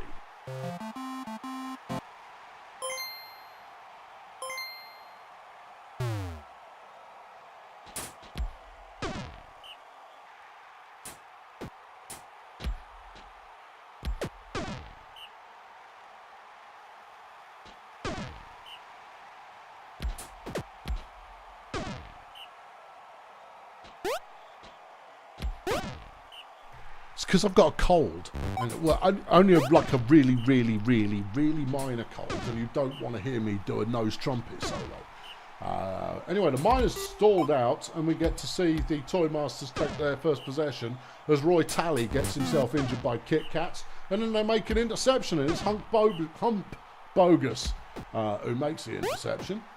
Miners taking the ball back again from the halfway line. Is Simone Downscope, throws it. Glenda Bastard with the deflection. I am unmuted. Yeah, that's a good thing. Split Kappa throws a 5-yarder. Hump Bogus with a good run. Gains 15. Downscope doesn't get much past the line. Here's Split Kappa, who's got a bright future ahead of him if he can stay alive long enough. Bogus goes 8. Downscope. A good run, but she swerved at the last moment and would have got in, so Split Kappa goes in instead to make it 1-0 Miners. Right, Michael Poems throws a 3-yarder. Kenny Respect runs for 4. Is Bastard on 3rd and 2, and she can only get 1 yard and the Miners take back over. Split Kappa goes 1 yard. Bogus goes 2. 3rd and 6. Downscope. Stop just short of the line. Toy Masters back in. They throw a short one for 6. Respect throws it out. Sahara Dawn's got the catch, gains 14. Glenda tries a run, tackled for a loss. Poems chucks it. Sahara drops the ball, and on 3rd and 12 they get nowhere at all. Back to the Miners, who are starting inside their own half of the field, and Teddy Split Kappa's busting through tackles to pick up 27 yards. Bogus goes nowhere. Downscope picks up 8. 3rd and 2. Split Kappa throws. Vanderpool's got the catch, and she's down at the opposing 2-yard line. Bogus gets the touchdown to make it 2-0. Poems throws. Bossman with a catch, and the Toy Masters get past halfway immediately. Just do that all the time. Forget this running feeble little blokes up the middle business. Just throw it out of Bossman. He's the business. Well, they try it, but it's too late because they ran out of downs, and the Miners have got the ball back again. Here comes Bogus. He's fumbled it. Mindy Sleep-A-Lot recovering the fumble, giving the Toy Masters an opportunity to pull one back, and they do. Bossman, touchdown. Okie dokie. Argyle Stampede with a catch for the Miners goes 19. Bogus, who's running well in this game, picks up 12. Here's Downscope. Good speed, good first down. 22 yards gain. Split Kappa keeps it low down and only gains 1. Here comes Bogus again.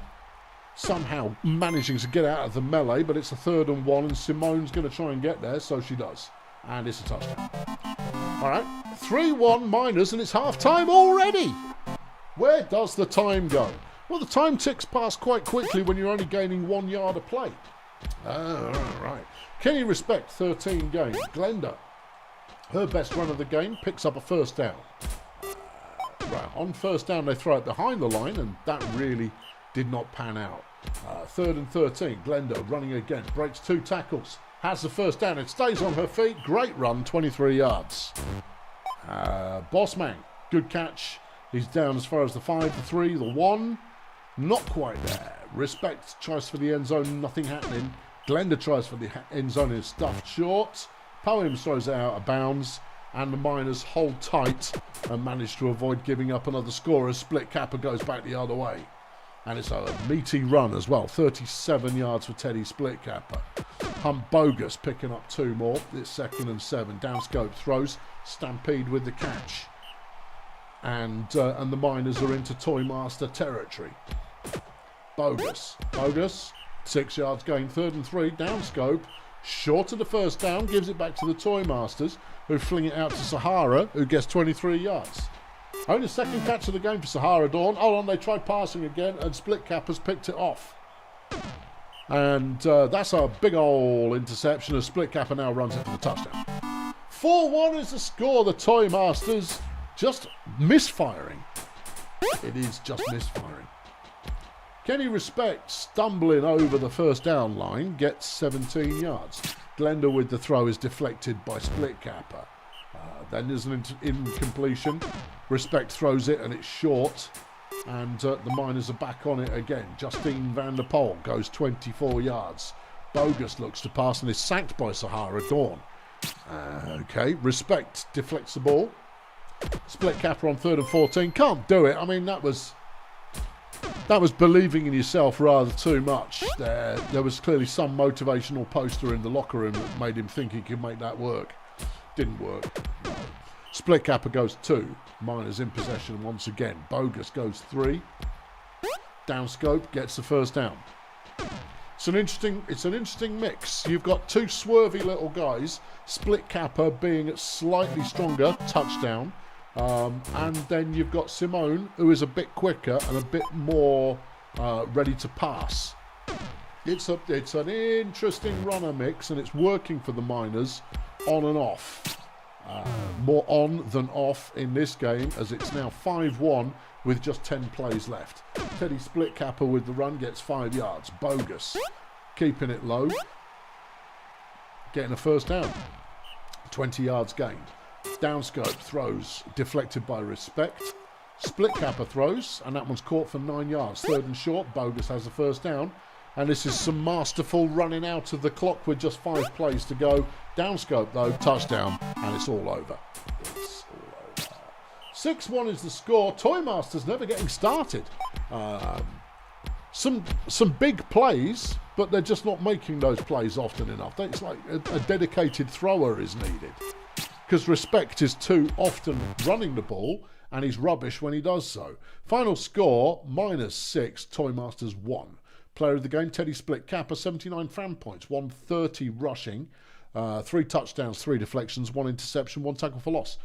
For the Toymasters, Claw Scratchboard, 36 fan points, 54 pancakes and a sack. When it comes to pancakes, it is Scratchboard who leads the way. He's one of the best in the league. Whereas at the Miners, Justine Vanderpoel with 25 pancakes led the team there. Does that propel them to the top of the division? No, I think Volcamoose have probably just taken top of the division.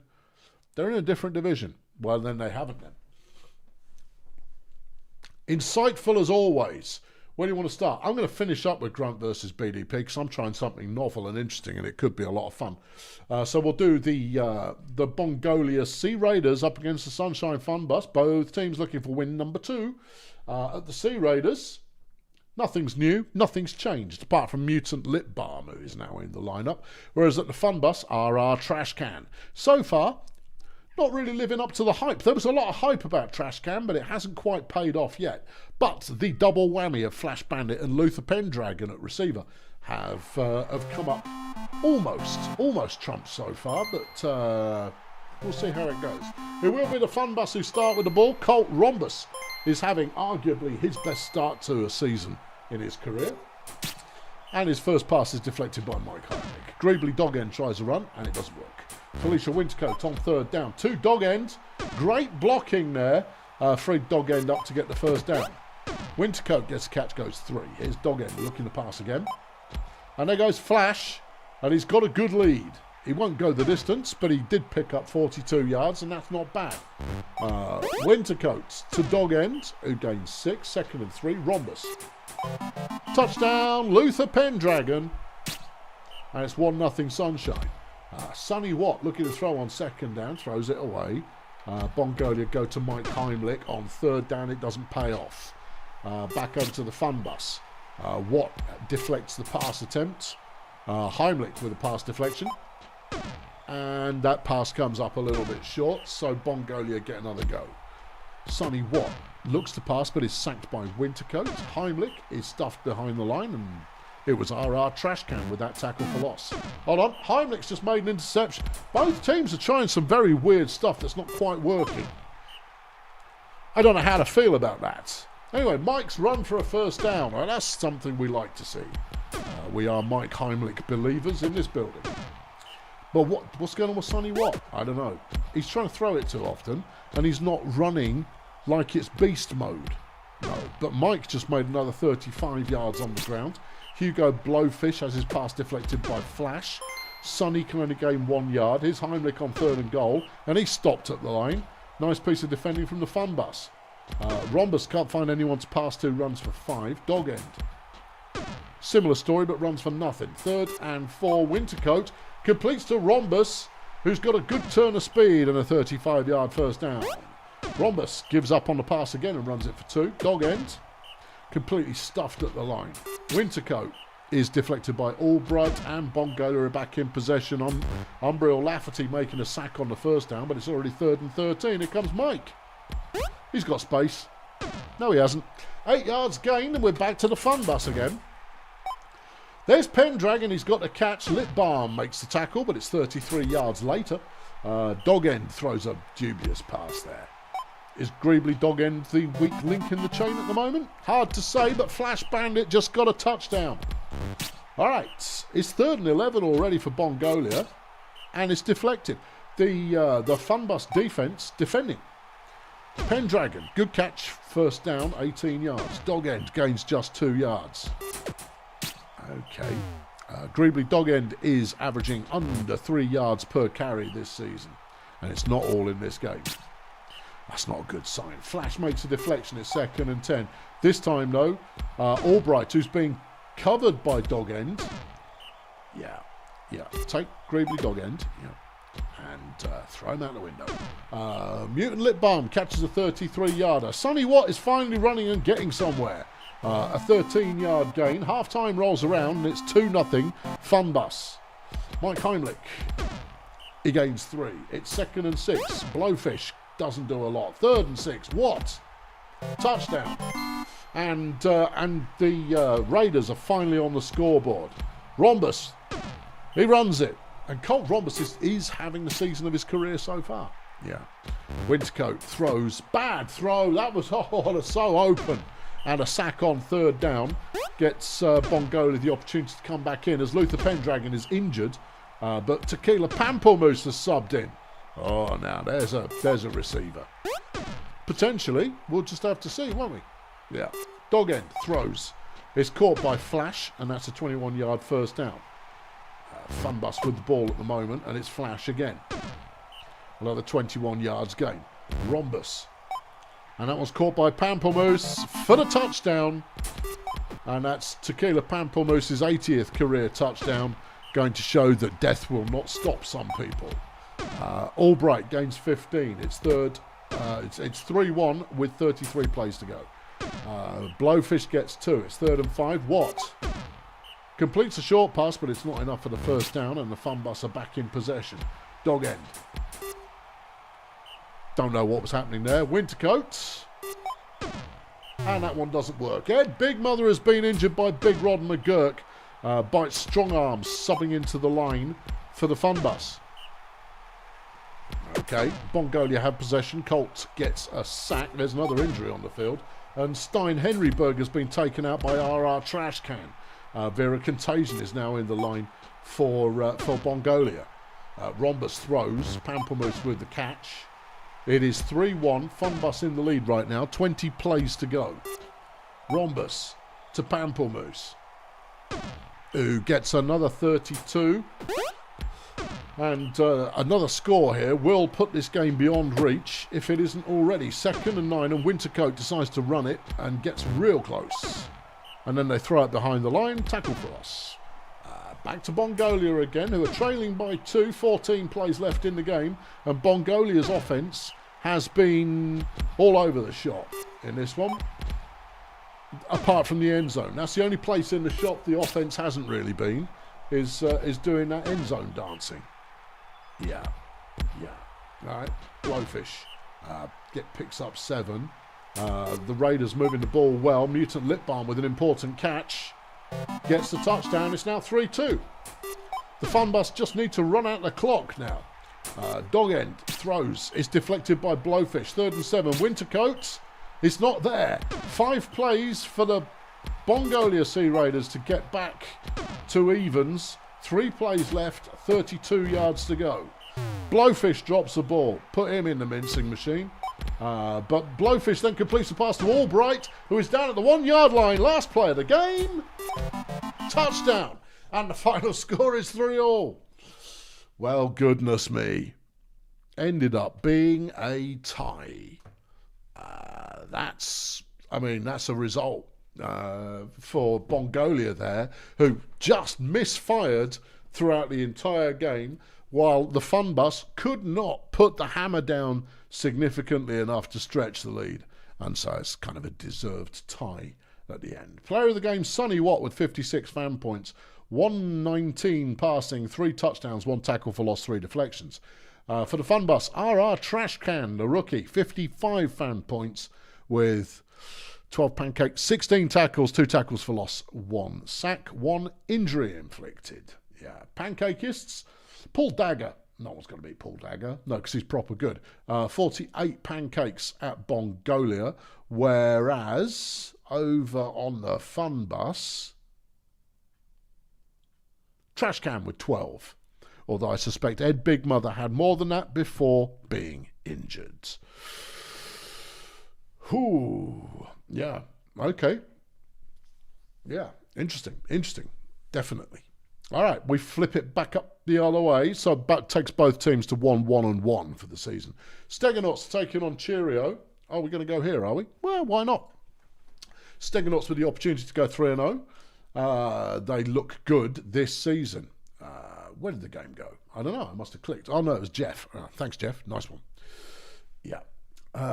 Right. For the Steganauts, he is Hate Blender. Has he ended up killing every player ever known? Nope, because in order to kill players, you must first tackle them. He might be incredibly violent, but if he can't make a tackle, it's not going to lead to anything. And that's about it. That's about the size of it. We want to see Hate Blender set the records. It's a beautiful day for some Brutalball. Cheerio will be starting with the ball.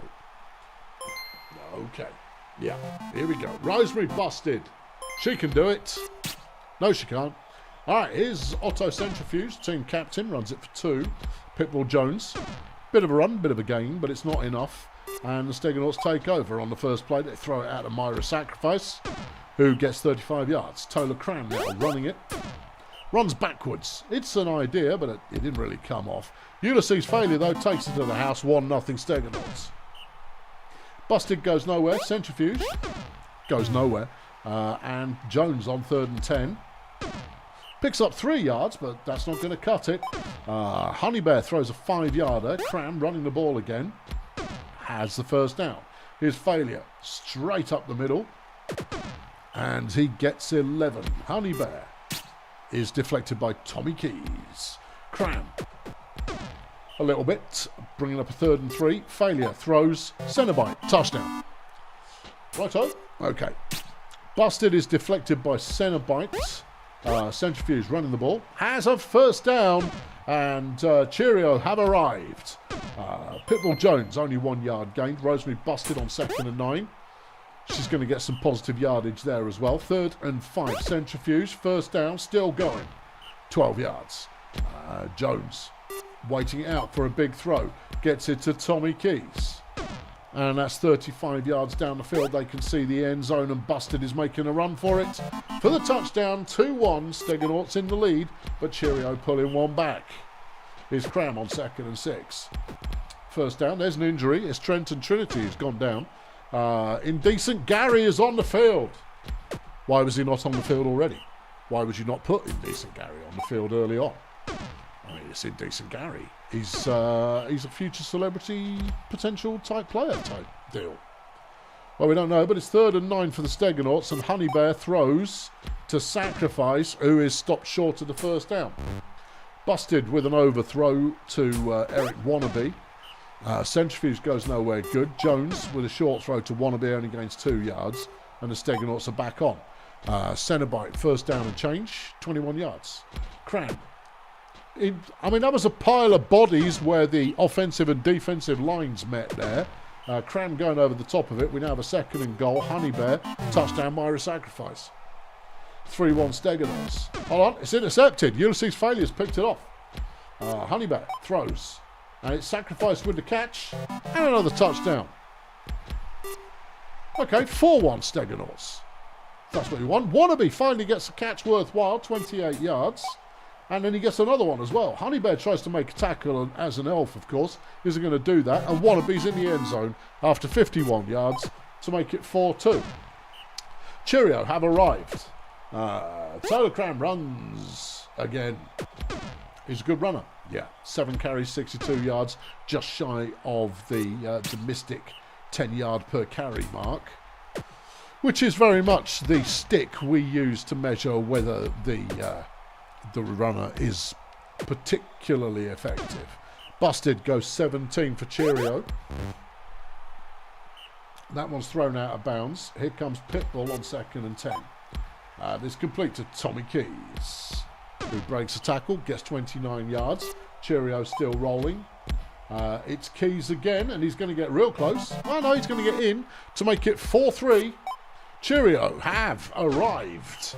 Honey Bear throws for 18 yards. Steganot's in possession, and they have a 4-3 lead at the half. Failure on 2nd and 11. A comfortable first down run. Here comes Honey Bear again. Throws. It's Cenobite with the catch, being covered by Wannabe. Cram chucks that one, and Indecent Gary gets a deflection. Indecent Gary. Failure. Touchdown. Another good run. Ulysses Failure fights for yardage almost like no other player. Yeah. Otto Centrifuge has got himself injured by Santino Bananas, putting Alan Twerp into the lineup for Cheerio. I'm sure he'll be fine. Here he goes. It's a good run, and it's a first down. 5-3 is the score. Cheerio with the ball. Still plenty of time on the clock as Pitbull Jones runs it for 20 yards. Keys gets another catch. Sacrifice busts the initial tackle.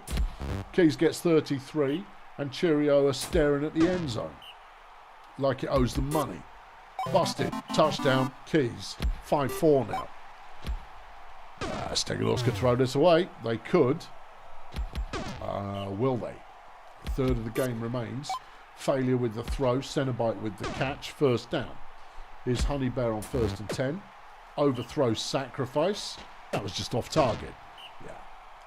Cram can't get anywhere good. Failure throws to the flat. Sacrifice has got the first down. And all the way to the end zone. 6-4 Stegonauts. Busted runs for nothing. Twerp with the throw. Gets it to Keys. And Keys is having a solid performance in this one. Jones. Good run. First down. All right. Yeah. No, Cheerio really have stepped up their game after that opening 15, 20 plays, and they've just thrown an interception. Stop bigging teams up. It doesn't do them any favours. Helmet Cenobite charging up the field. Still going. Touchdown. 65-yard touchdown for Helmet Cenobite to make it 7-4, and that's put it out of range of Cheerio, who had a chance to come back, but not anymore. No. 2nd and 10. Busted. Halfway decent run. Gets 5 yards. Twerp on 3rd and 5. Gets it to Keys for the first down. Jones on 1st and 10 throws. It's Keys with the catch again. That's another 27 yards. Flipping. How many? What's Tommy? Hold on. Pugil Arachnophone's been injured by Eric Wannabe. Painful grinding is subbed in for the Stegonauts. But it is 7-5 with 14 plays to go. As Taylor Cram runs for 20 yards, getting him closer to his 100 for the day. Failure takes off, and he's getting close to his 100 for the day. Cenobite with another good catch and another touchdown. That is it now. Stegonauts are going to win this one. 8-5 the score, 10 plays to go. Let's put this one to bed. He is Hate Blender, has been injured, and so has Rudy Armslength. There's just a general mess in the middle of the field there. Hate Blender doing as much as he has done so far in his career. He just needs to get good, and then maybe he'll be good. And he'll be a delight to watch, tearing through opposing teams for the remainder of his career. But if he keeps being injured now, he ain't going to get that chance. Final score, Stegonauts 9, Cheerio 5. Player of the game, Ulysses Failure. 120 rushing, 4 touchdowns, 17 tackles, 1 deflection, 1 interception. Busy old day. Tommy Keys for Cheerio Incorporated, 45 fan points, 235 receiving, 2 touchdowns, 1 deflection. In the Pancake House, Santino Bananas for the Stegonauts with 38. Troy Oktoberfest for Cheerio Incorporated with 39. Gary came off the bench and got 23. And a tackle for loss. That's pretty good. That's not bad, certainly. Right. Good-o. Yeah. Next. Right. Failure are taking on KSA. Failure would have a 2-win record so far, and they could extend it yet further here. Still Milkshake and Gunter Hazardous are getting rookie starts. Obviously, rookie starts all important because it gets them a bit of training. KSA, I've got Lance Boyle and Herder Graduate in the line for them, and then Kelvin Datebook is playing at receiver. They too are training up the kids. That's what you do if you think this season is maybe not it. Yeah. And it's a blessed game. Julio a la carte fans, start your whistles.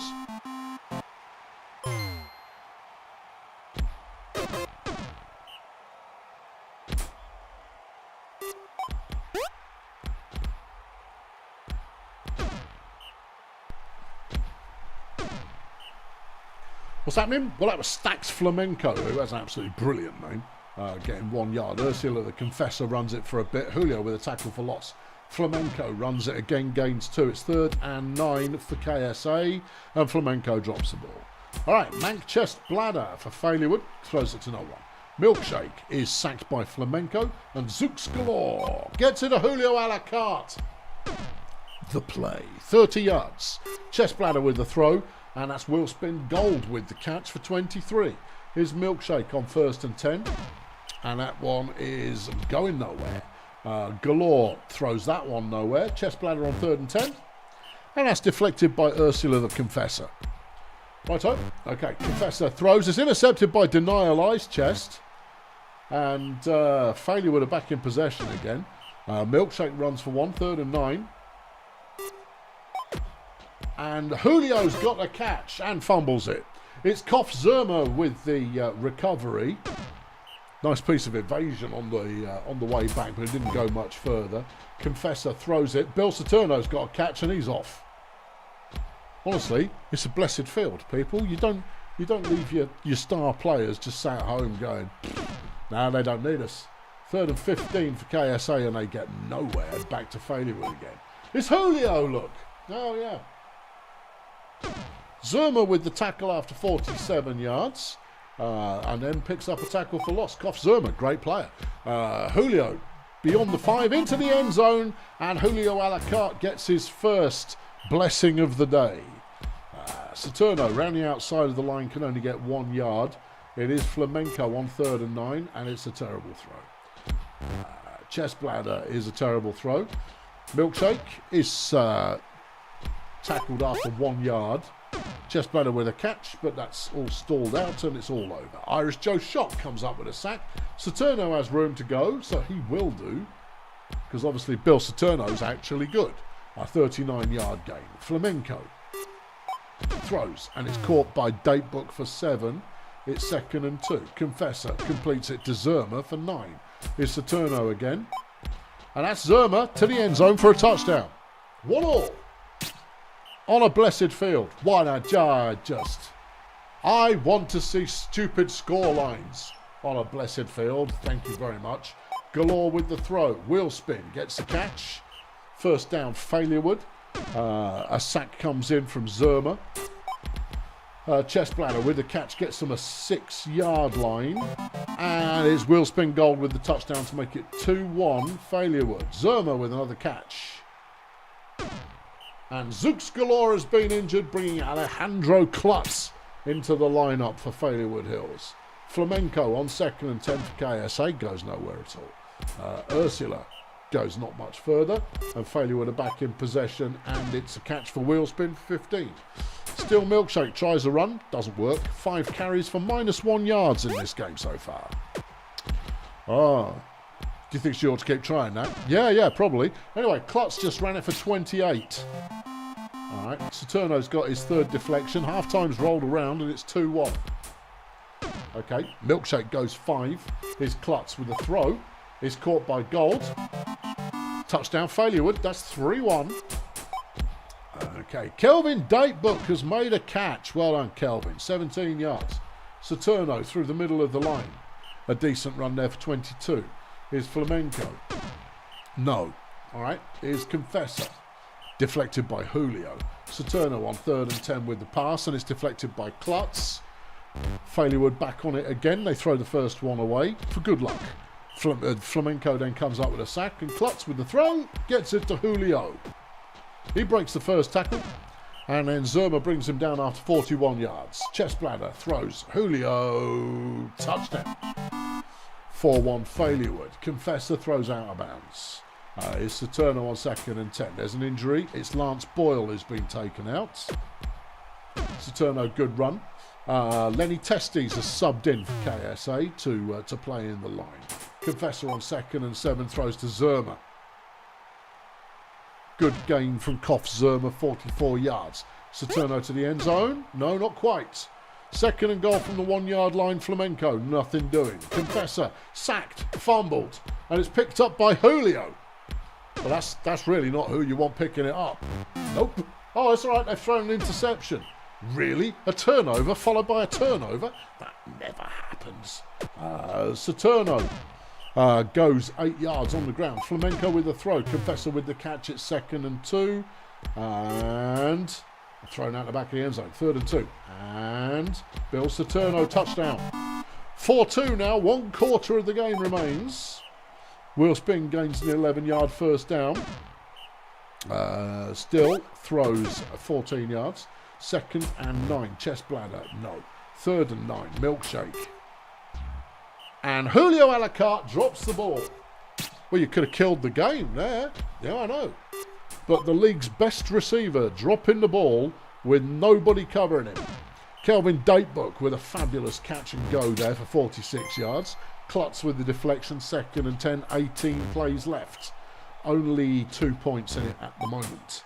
Flamenco with the catch. Not quite enough for the first down, though, and Failure would have it back again. This time, Julio catches the ball. Well, he was being covered this time. Yeah. Bad throw on first down. Klutz with the run. No one left to tackle him. He gains 18 yards. His chest bladder on first down.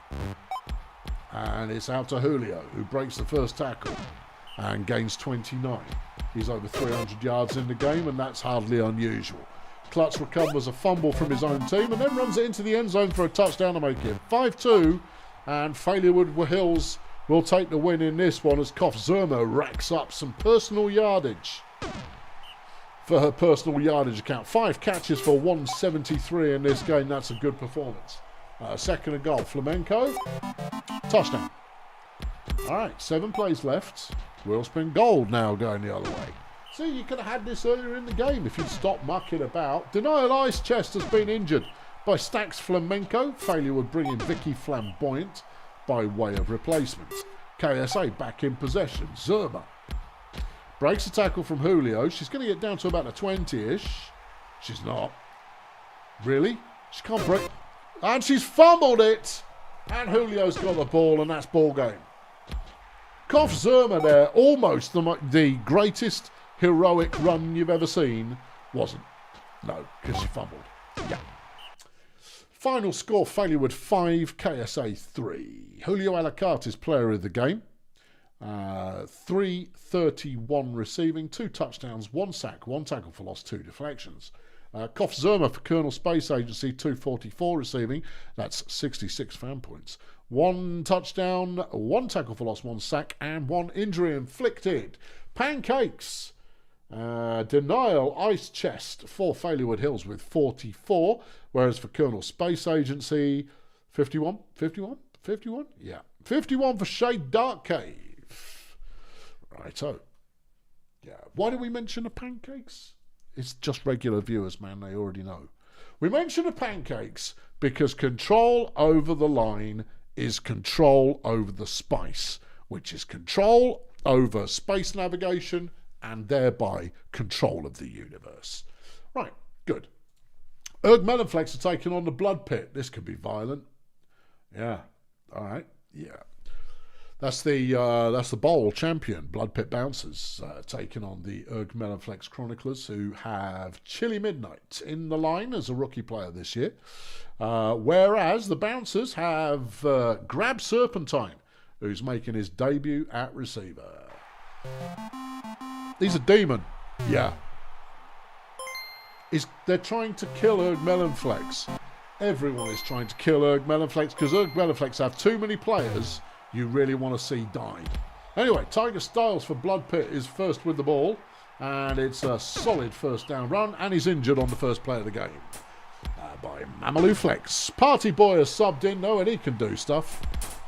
Tiger Styles, a simply great player who is way too fragile. Rocky Melons with a run for the Bouncers. And that's 19 yards gained. Gretel Baguette. In fact, he's far too fragile for a team who play on a cursed field. It's 1-0 Blood Pit, and Flapjack Nope is doing a Flapjack run. Lovely, 33 yards. Georgina Karate tried the same thing, only got 1 yard. Flex with the throw is Trevor Snowboard with a good catch. Chronicler's 27 yards up the field. There goes Flapjack again. He doesn't get anywhere this time. Karate on 2nd and 10. And she's going to get the first down. And a touchdown. 1-1. All right, Party Boy with the throw. Ramiro Pleasuredome with a 14-yard catch. Here goes Melons. And that's a gain as well. Rocky Melons, I'm telling you. I want to buy Rocky Melons. We should stop hyping Rocky Melons up then. It's a strategy. Monkey Cage comes up with his second tackle for a loss in this game. That's impressive. As Flapjack's doing a Flapjack run. Oh, okay. Yep. A 45-yard run from Flapjack. No. Karate stuffed at the line. Here's Flex to the outside. There's another injury. Chili Midnight's been injured by Peter Brickwall, bringing Whomping Willow into the line for the Chroniclers. Karate throws it. Snowboard down at the 1-yard line. Flex throws. Snowboard touchdown. 2-1. Erg Melonflex. Okay. There goes Rocky. Nice piece of running from Rocky Melons there. Gretel Baguette Fancy tries it and gains 5. Here's Party Boy with the throw. It's caught, but it doesn't go anywhere. Melons runs it, doesn't go anywhere. And Erg Melonflex are back in. Flapjack is stuffed at the line. Karate, though, picks up the slack. It's like you can have a good play from one of them, but not both in one drive. Karate with a catch for 6. It's 2nd and 3. Here comes Flappy. There goes Flappy. First down. Ben Radical's been injured by Whomping Willow. Frank Folly has subbed in for the Bouncers as Erg Melonflex score their 3rd of the game. Melons straight up the middle.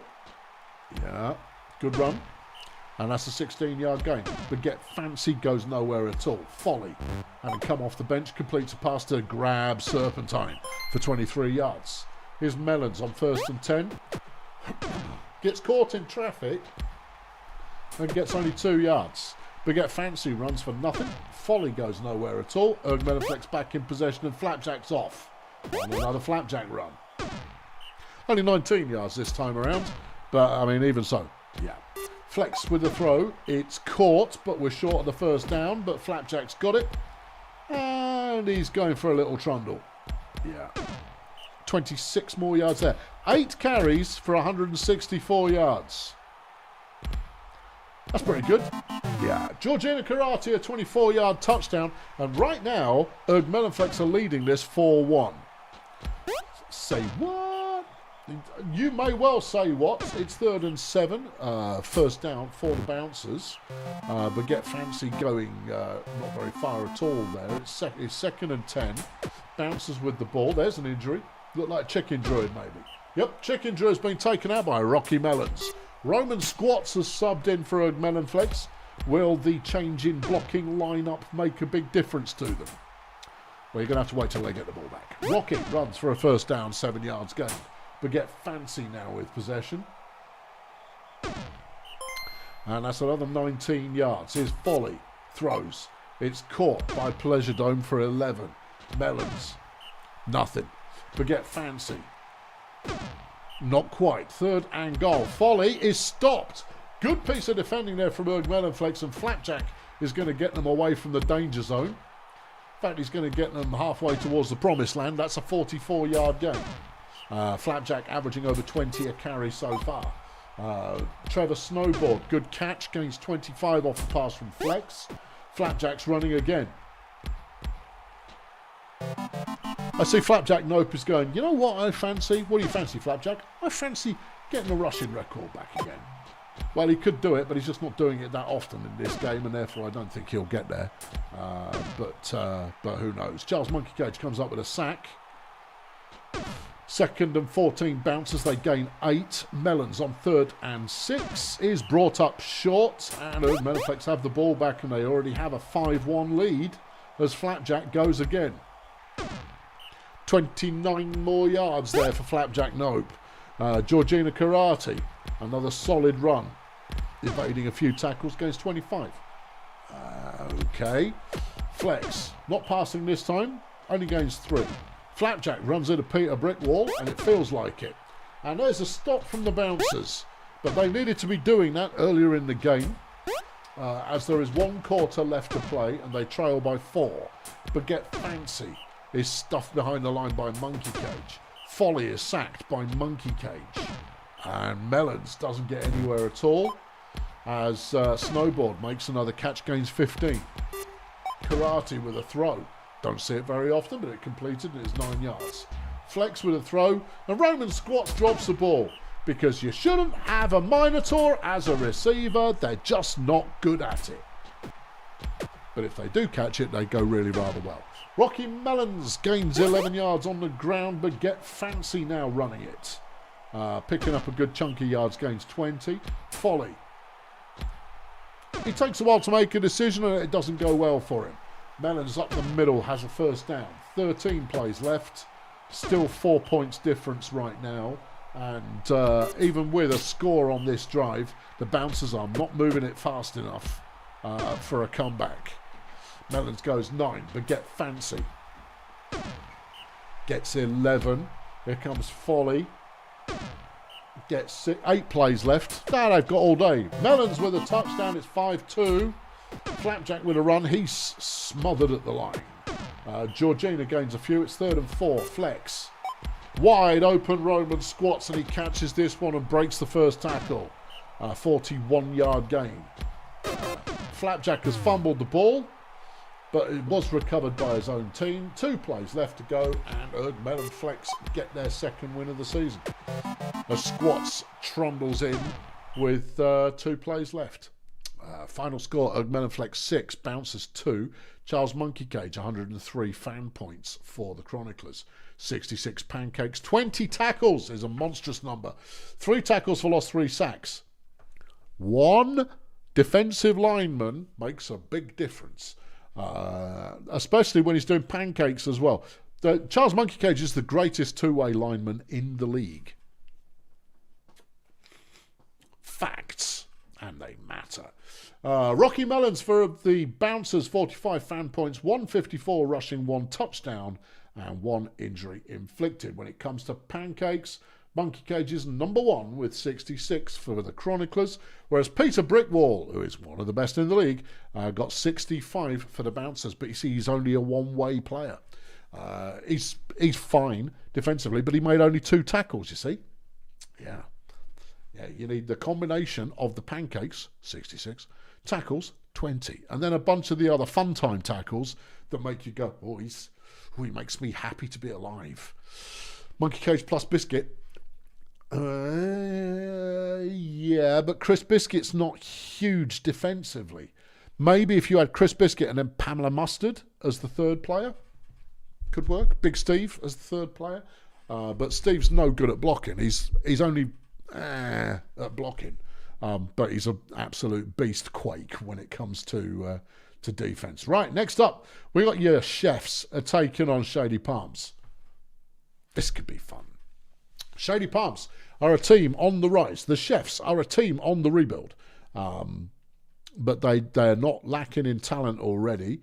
Over at the Chefs, you've got Giovanni Etc., who's having a solid start to his career. You've got Anxiety Burger, who isn't. And you've got Buster Plower, who is playing very nicely, thank you. Meanwhile, at Shady Palms, Slim Armageddon gets a start in the line. Everyone else has already proved themselves, including, of course, last season's number 1 pick. And that's Clarence Budgie, and it's snowing. Okay. Yeah. Jovial Impairment's back in the game. Oh, good. Yeah, I mean, as much as I have to play Jovial Impairment, Jovial's a heck of a player and he gets the first down on the first play. Tower D Burbs with the catch goes 7. Tower now with the ball, throws, and that was a bad throw. Berger was sat there waiting for it. They managed to bounce back and get a first down. Shady Palm still driving past halfway. Majestic Concertina goes for 5. They've got a third down again, and Jovial has to pull them out of the fire. Pulls them out of the fire for a 7-yard gain. Concertina, just too much dithering there from Concertina. There was a straight ahead line. You're going to just run. Jovial with another first down. Concertina goes 4. Here's Burbs. Yeah, goes like, oh, I was going to run, throw, but I just think I'll just keep on of it. As Jovial gets the first touchdown of the game to make it 1-0 after 13 plays. His typewriter for the Chefs throws it to Etc., who's fumbled the ball. Well, it's that kind of weather. Pedro Ubiquitous has recovered the fumble, and Jovial is running all the way to the end zone. Ubiquitous with a deflection. His typewriter can't get much out of that. 3rd and 9. Georgie Wheelchair throws it. It's intercepted by Miguel Jupe. And it's fumbled and then recovered by Budgie. Shady Palms managing to retain possession. Burbs has a first down with 7 yards. Jovial goes nowhere at all. 2nd and goal, Concertina. What was that? Not very good. Burbs on 3rd and goal. Had an open player there, decided not to throw it, and the Chefs get it back again. Ubiquitous with a deflection. First down, Buster Plow. Wheelchair runs for 1, 2nd and 8, etc. Jupe with the deflection. 3rd and 8. Bad throw, bad catch, and the end of the drive for the Chefs. Jovial runs for the first down, and right now, Jovial is about the only player who's having a good game. Concertina goes for 4. Here goes Burbs. Nice run, 7 yards. Jovial looking to throw. Then remembers he's a dark elf and can't see. And so he decides to take it himself. Touchdown, Shady Palms. Okay. Etc. throws. It's Georgie Wheelchair with the catch. Almost to the first down line. Typewriter, though, takes it over the line. And the drive is still going. Wheelchair throws. Jupe with the deflection. Etc. throws. Jupe with the deflection. Typewriter throws. Jupe with the deflection. Okay. Yeah. Jovial with a run. 5 yards gain. He's now over 100 in the game. Jupe drops the ball. Deflection, sure. Catching, not so much. Fire Chefs back in possession. And Plow's got a catch. Good. That's what we like to see. Wheelchair throws, and it's Plow with the catch again. And that's a 34-yard gain. This is the furthest downfield the Chefs have been so far. Typewriter throws it. Jupe with the deflection. Wheelchair goes nowhere good, and the Palms are back on it. Jovial goes 6. Is Concertina with the throw, and it's a 7-yard catch. Okay, halftime rolls around, and the Palms are very much on top right now. The Chefs' offense not clicking at all. One should say not firing, you see, because that would tie into the name of the shut up. Burbs throws it. Jovial's dropped the ball. 3rd and 8. Jovial now running it. It's a first down, and Jovial is still hustling. 33 yards gain before he's brought down at the sideline. Concertina's best run of the game so far goes for 12. Is Burbs looking towards the end zone, and it's intercepted. Chad has got his first career interception. Oh, they've given it back again. What? Back-to-back turnovers? No. Say it ain't so. Touchdown, Majestic Concertina is 4-0. Thanks, Joe. Lovely job tuning in. I will AI you if you have a decision to make. Okay. Yeah. Jupe, another deflection. I wonder if he's going to get deflections of the week. He might get player of the game at this rate, but he's going to have to do something on offense. Concertina on 2nd and 9. There goes Burbs. Nice run. 11 yards gain. 30 plays left in this one. Fire Chefs just not looking like they're coming back into it. Jovial runs for 27. Concertina is sacked. Joey Fields has been injured by Slim Armageddon. Fritz Beermat subbing in for the Chefs. As Jovial runs it again and gains 8 yards. Giovanni from his own end zone throws it to Typewriter, who has a first down. Typewriter looks, throws, deflected. Wheelchair throws, deflected by Jupe. Flipping heck. What's the deflection record? I don't think we're going to get it, but it's going to be close. Concertina is tackled for a loss by Plough. Burbs can only get 7 out of that one, and now everybody's just given up on the game. The snow has become too much for them.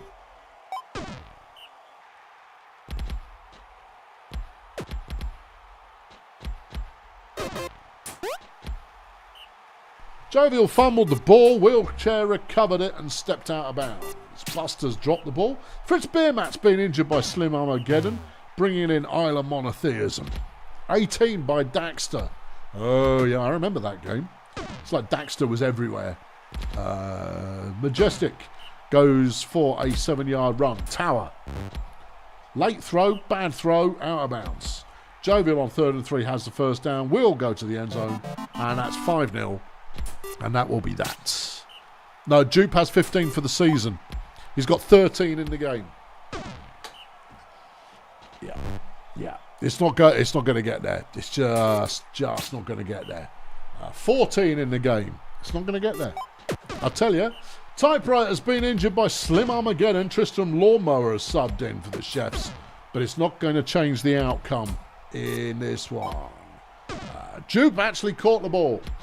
Well played, Miguel Jupe. Jovial with another good run. Held that team together. Final score, Shady Palms 5, Fire Chefs 0. Miguel Jupe is player of the game. 120 fan points. No offence. 14 pass deflections and an interception. No tackling. That's it. Just batting the ball away and he gets lots of big points. He is your current fantasy points leader. Yeah, okay. Chad is player of the games for the Fire Chefs. 44 fan points. No offence. 17 tackles, 1 interception. 17 tackles is good work. Yeah, that's impressive. For the Chefs, your pancake maker is Strong Bad Malcontent with 25. Whereas at the Palms, Slim Armageddon had 74, but Clarence Budgie had 84. 84 pancakes. The record's 99, which is there's only 100 plays in the game, but it is possible to get more than 1 pancake on a play. It doesn't happen very often, but it can be done. Clarence Budgie, he's quite good, isn't he? Yeah, he is quite good. Okay, right. We've got Peninsula Transport up against the Budget Roadies. So far, Budget have shown their ability to stop the opposing team in their tracks. They have also shown a total inability to score points, but it has done them well enough that they are leading the league in defence at the moment. Over on Peninsula side of things, it's not working yet. No. Anyone new at Peninsula? No. Anyone new at Budget? Strong Ways is making a strong start to... Well, he's not. He's making an okay start to his career. All right, but I've got John DeCaro. And the question is, what sort of John DeCaro are we going to see on a sweaty old game? Do not know. Yeah. Strongways, Grim Pricks, Honorary Soccer Mom as the line. That's not bad. Going up against Kilkenny Pro Hound, Alice Killback and Rhett Violin.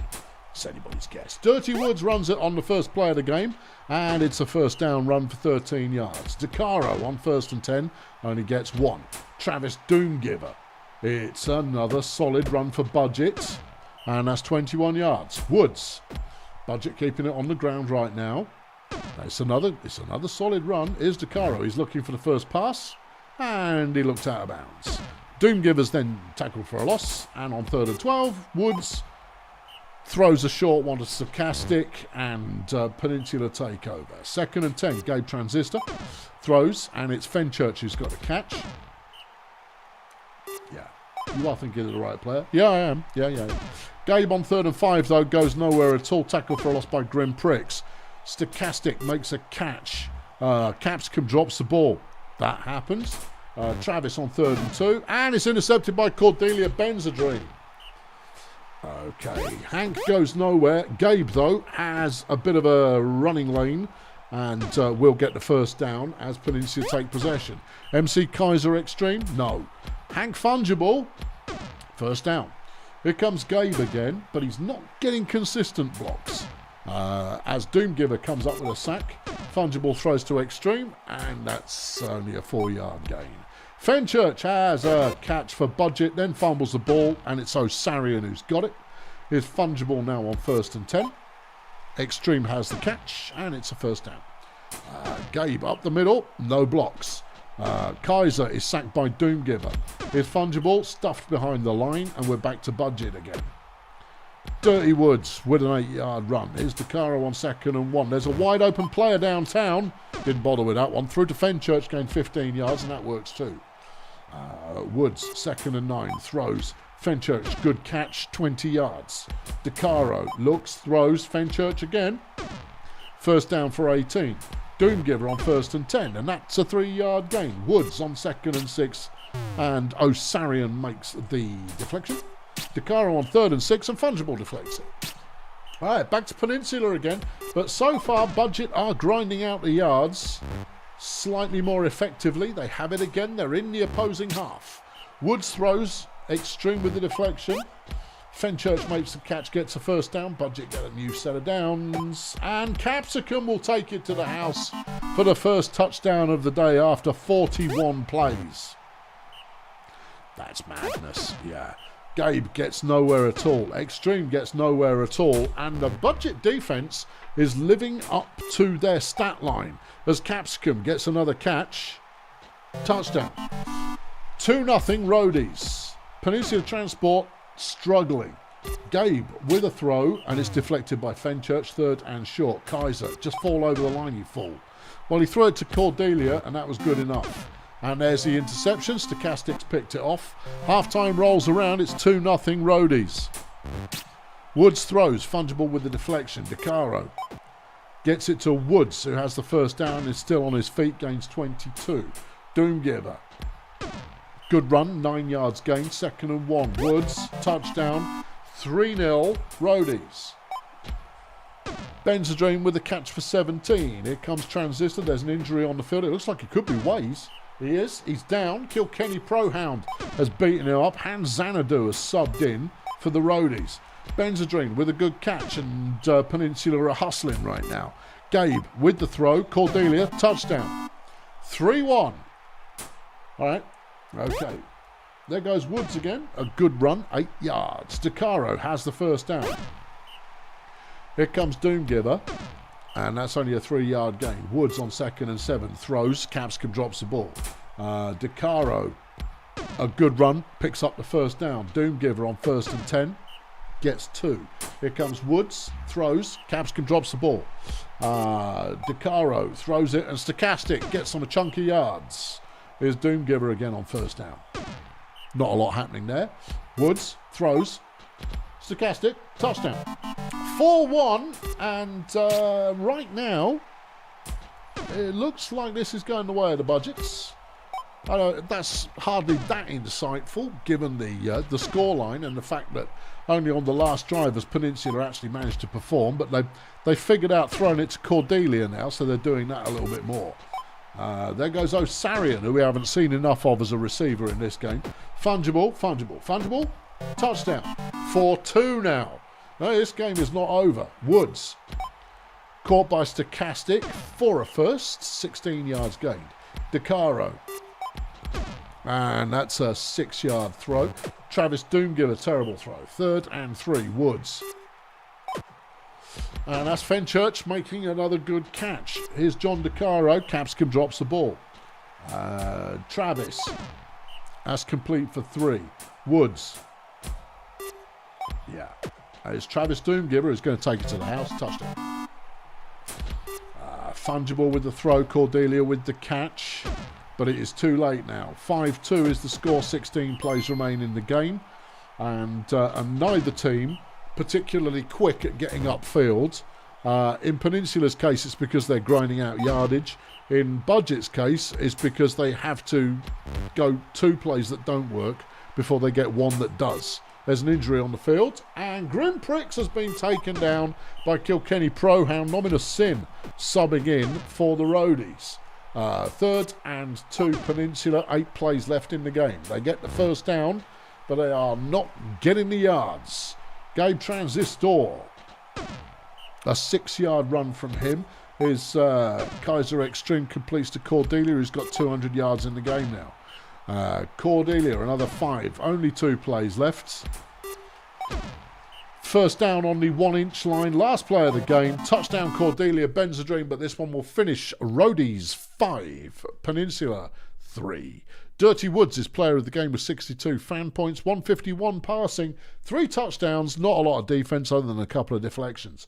For Peninsula Transport, Cordelia Benzedrine with 51 fan points, 238 receiving, 2 touchdowns and 1 interception on defence. For Pancakes, we're looking at Alice Killback. Flipping who? Yep, nope, she's a player. And she plays for Peninsula Transport, got 32 pancakes. Over on the roadie side of things, it's Grim Pricks, 26 pancakes before he got carried off in a small plastic container. Okay, last game of the week coming up. You in the house, Mike? Because this could be funny. Well, I say funny. This could be many things. Funny is but one of the things this could be. Yeah. All right, here we go. Grunt Auto Group, the ever useful and strong Grunt Auto Group, up against the ever useful and strong Bulldozer Power. BDP a 2-game winning streak to start the season. Grunt are mixing it up this year, but they now have Clacton Express back in the lineup. In fact, they've got very few people who were in the lineup last year in the lineup this year. All right, so who's new in our starting set? Oh, Gorgeous Leonard and Laney Blowout.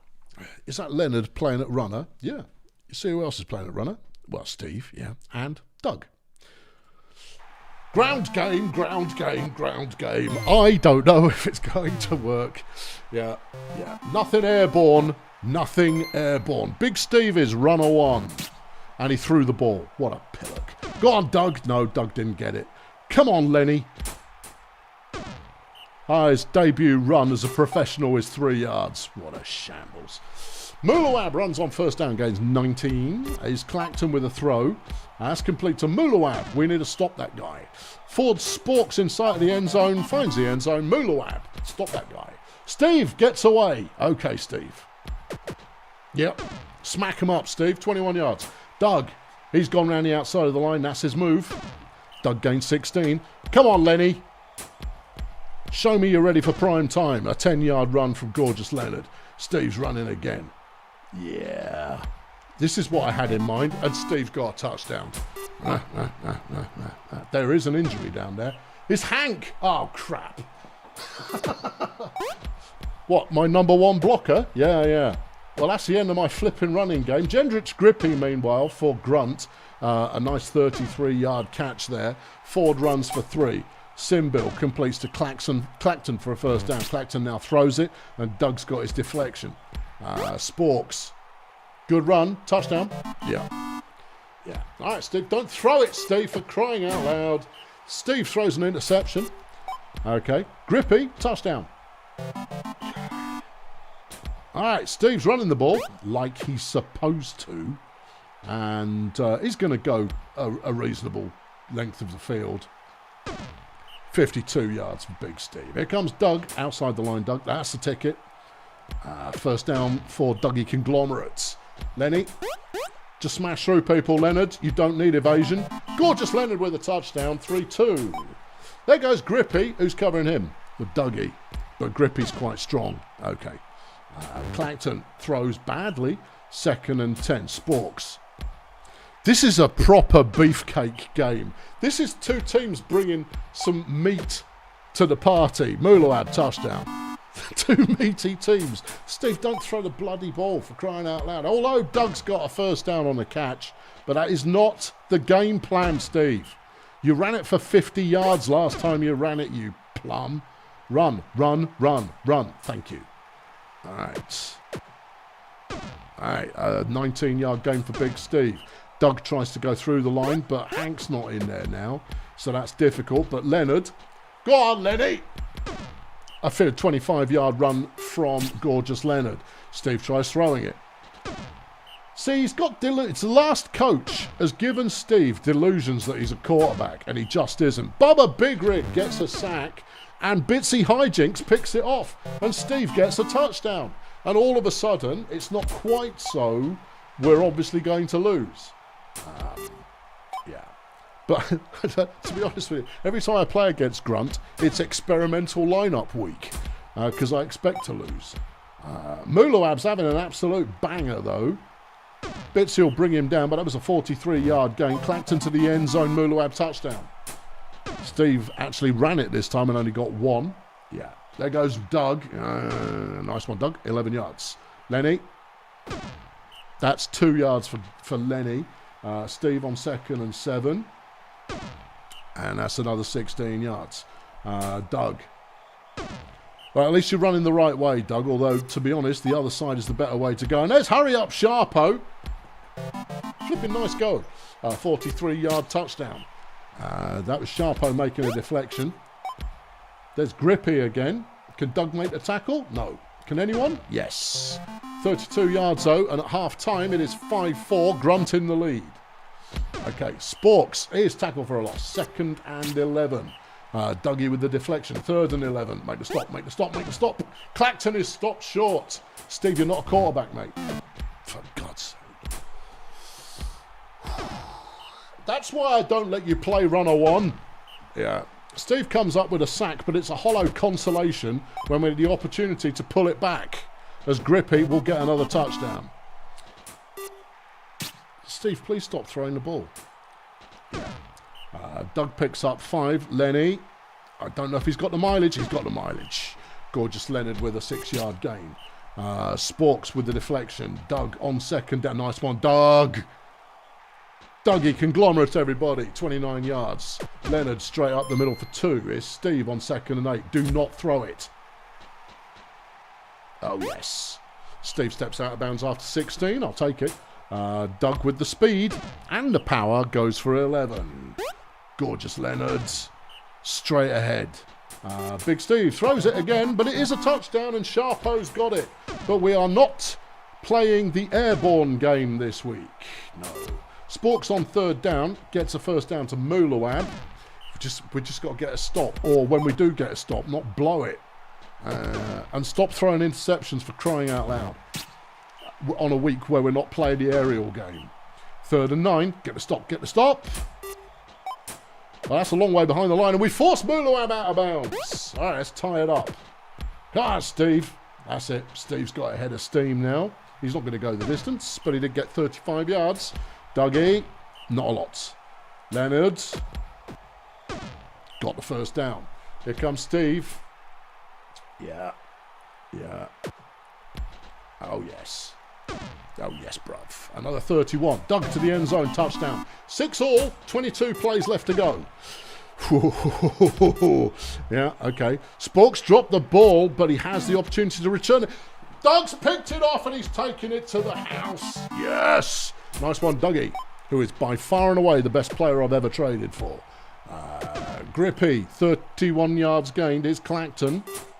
Game's not over. No. Laney blowout with a deflection. Nice. Another stop there. Simbil deflected by Sharpo. And now we could put this one to bed. Steve only gets 1 on the ground. Doug can't get there. Lenny. It's Gorgeous Leonard, everybody. There's a reason he was so high up in the draft. A 31-yard gain. Steve. He's still on his feet. Stuff you, frog plots. 20 yards for Big Steve. Here's Doug on 1st and 10. Yeah, you can't catch him. Touchdown. This is what I have named the bulldozer formation. For bulldozer power. Historically, we have been an aerial team with a bit of dangerous running. But now, are we going to switch it up? It's still not done, though. Yeah, 8-7. Steve goes 3. Doug gets the 1st down, but he's got to keep on. He's injured. Oh, no. Ross Pukes in the lineup. What, throw it to Sharpo? Sharpo's playing all right. Yeah. Steve runs with 4 plays left. Yeah. No, didn't. Go on, Ross. Chuck us a good one. Deflected. All right, okay. Well, I mean, you didn't do any harm. You didn't throw like Steve, and Lenny gets the 1st down. Crikey. still can't defend a pass that well. It's because everyone passes against me. And those were some very, very good receivers. Final score, BDP 8, Grunt 7. Player of the game, Mulawab, with 92 fan points, 244 receiving, 4 touchdowns, 2 deflections, 1 interception. For BDP, Steve Murray, who would have been player of the game had he not thrown 3 interceptions. 2 interceptions. Felt like 3. 279 yards rushing, 3 touchdowns, 20 tackles, 1 tackle for loss, 2 sacks. When it comes to pancakes, over on the Grunt side of the field, you're looking at Frog Plots with 34, whereas for BDP, well, it would have been Hank, so it ended up being Steve with 17. Yeah, it would have been Hank if Hank hadn't got injured. Had to work for that. Yeah, hold on, what we got? 200, 130, 130. Tasteful. Yeah. A bounty has been awarded to Bumson against the Of City Axemen. You can place a bounty and lose an appeal, or, take someone out. I mean, Emmanuel Weathercone is just flipping asking for it. Gibby Love Handles is solid. Shandy Worthless is ancient. Wazzick, I see you typing. What's it going to be? Yeah. You're rejecting your medics. Okay, no, I'll allow it. That is perfectly sound canon for the Bumson medics. Extra practice. Bulldozer Power coach Dan Smith wants to work the players harder this week. Yeah. Obviously. Fight. Nomads Hoff Ghosted gets into a fight with Eva Rancor over a monstrous picture. Should Hoff Ghosted be yeeted? Well, there is no owner at the Nomads, so the AI picks. We just don't know. All right, let's look at training. Sunshine Fun Bus's Dark Mode Enya has had a very solid week in training. Meanwhile, Clarent Budgie, who already had a banger of a week, has just had a training session as well and is now up to 91 starter rating. Core. Yeah. Edge of Slums, Christy Bolo Twink, Bolo Twink, I think you'll find, has had some training. Stardozer's First Contact. Then Party Boy at the Bouncers. Han Xanadu at the Roadies. And Xavier Sensation at Volcamoose have also all improved. Disco Collins has made everybody happier at the Fire Chefs, while Norman Speedboat at the Minstrels has cheesed people off. Crumbs. Yeah. Okay. Dan Smith has worked everybody hard. And Mocha Bad Son has had a solid week of training. And then at the Nomads, Hoff Ghosted has had a fight. But they haven't kicked him off the team. Well. Okay, players of the week. Pass deflections, no surprise there. Miguel Jupe, 4. Shady Palms with 14. Tackles for loss, Alvin Government at the Vuvu Boys with 3. Sacks, it's ostentatious smack for Stardozer with 3 there as well. Interceptions, Bertha Raccoon, 3 at the Vuvu Boys. Do 3 or something, you probably get player of the week. 20 tackles for Charlie Monkey Cage at Erg Melonflakes. Defensive player of the week, Miguel Jupe. Over on offense, Pancakes, Clarence, I Train Me, Budgie for Shady Palms. Receiving yards, it's Julio with 331. Rush yards, it's Steve with 279. Yorick Fassbender, though, 370 passing for the Minstrels and 372 total yards. And also, Yorick Fassbender, Offensive Player of the Week. Is this a comeback from the Minstrels? Overall Player of the Week, Miguel Jupe for Shady Palms. All right. Next week. What do we got next week? This is a conference week next week, so you're playing someone from your own conference. Medics Blood Pit, okay. Grazer Ridge Cheerio, Vuvu Boys Miners, Oak Melonflex versus the Roadies. That will be a test of the Roadies' defensive prowess. Might be good against the pass, it's not that great against the rush. Stegonaut Saints, that's a good game. Toy Masters of City. Peninsula against Stardozer Beekeepers Wizards. Over in Fail Brigade, you've got Raiders Nomads. Grunt against the Minstrels. Well, we'll see if the Minstrels are back or not then, won't we? Chefs Sports Ball. Edge of Slum up against the Marsupials. Failurewood Shady Palms. BDP against the Pathfinders. All right, Pathfinders, are you good or not? You want the injury list? No problem. Lingo Blend against the Fun Bus, and the Pirates against KSA. Okay, and a quick injury report. You know, this injury report goes on the website, right? You know, you can see this on the website. This injury report is on the website. Yeah, you can just go to injury report on the website, and then you'll see the injury report, because I export it every week, and it's up there. No deaths this week. Well, that's disappointing. Yeah, very disappointing. I'm disappointed. I've been Colonel Failure. We'll be back next week with another one. I hope to see you there. If you are interested in joining the league, we do have an opening at the Nomads. They're a good team, but they do need a steady hand on the wheel. I'll talk to you soon. Thanks for watching. Cheerio.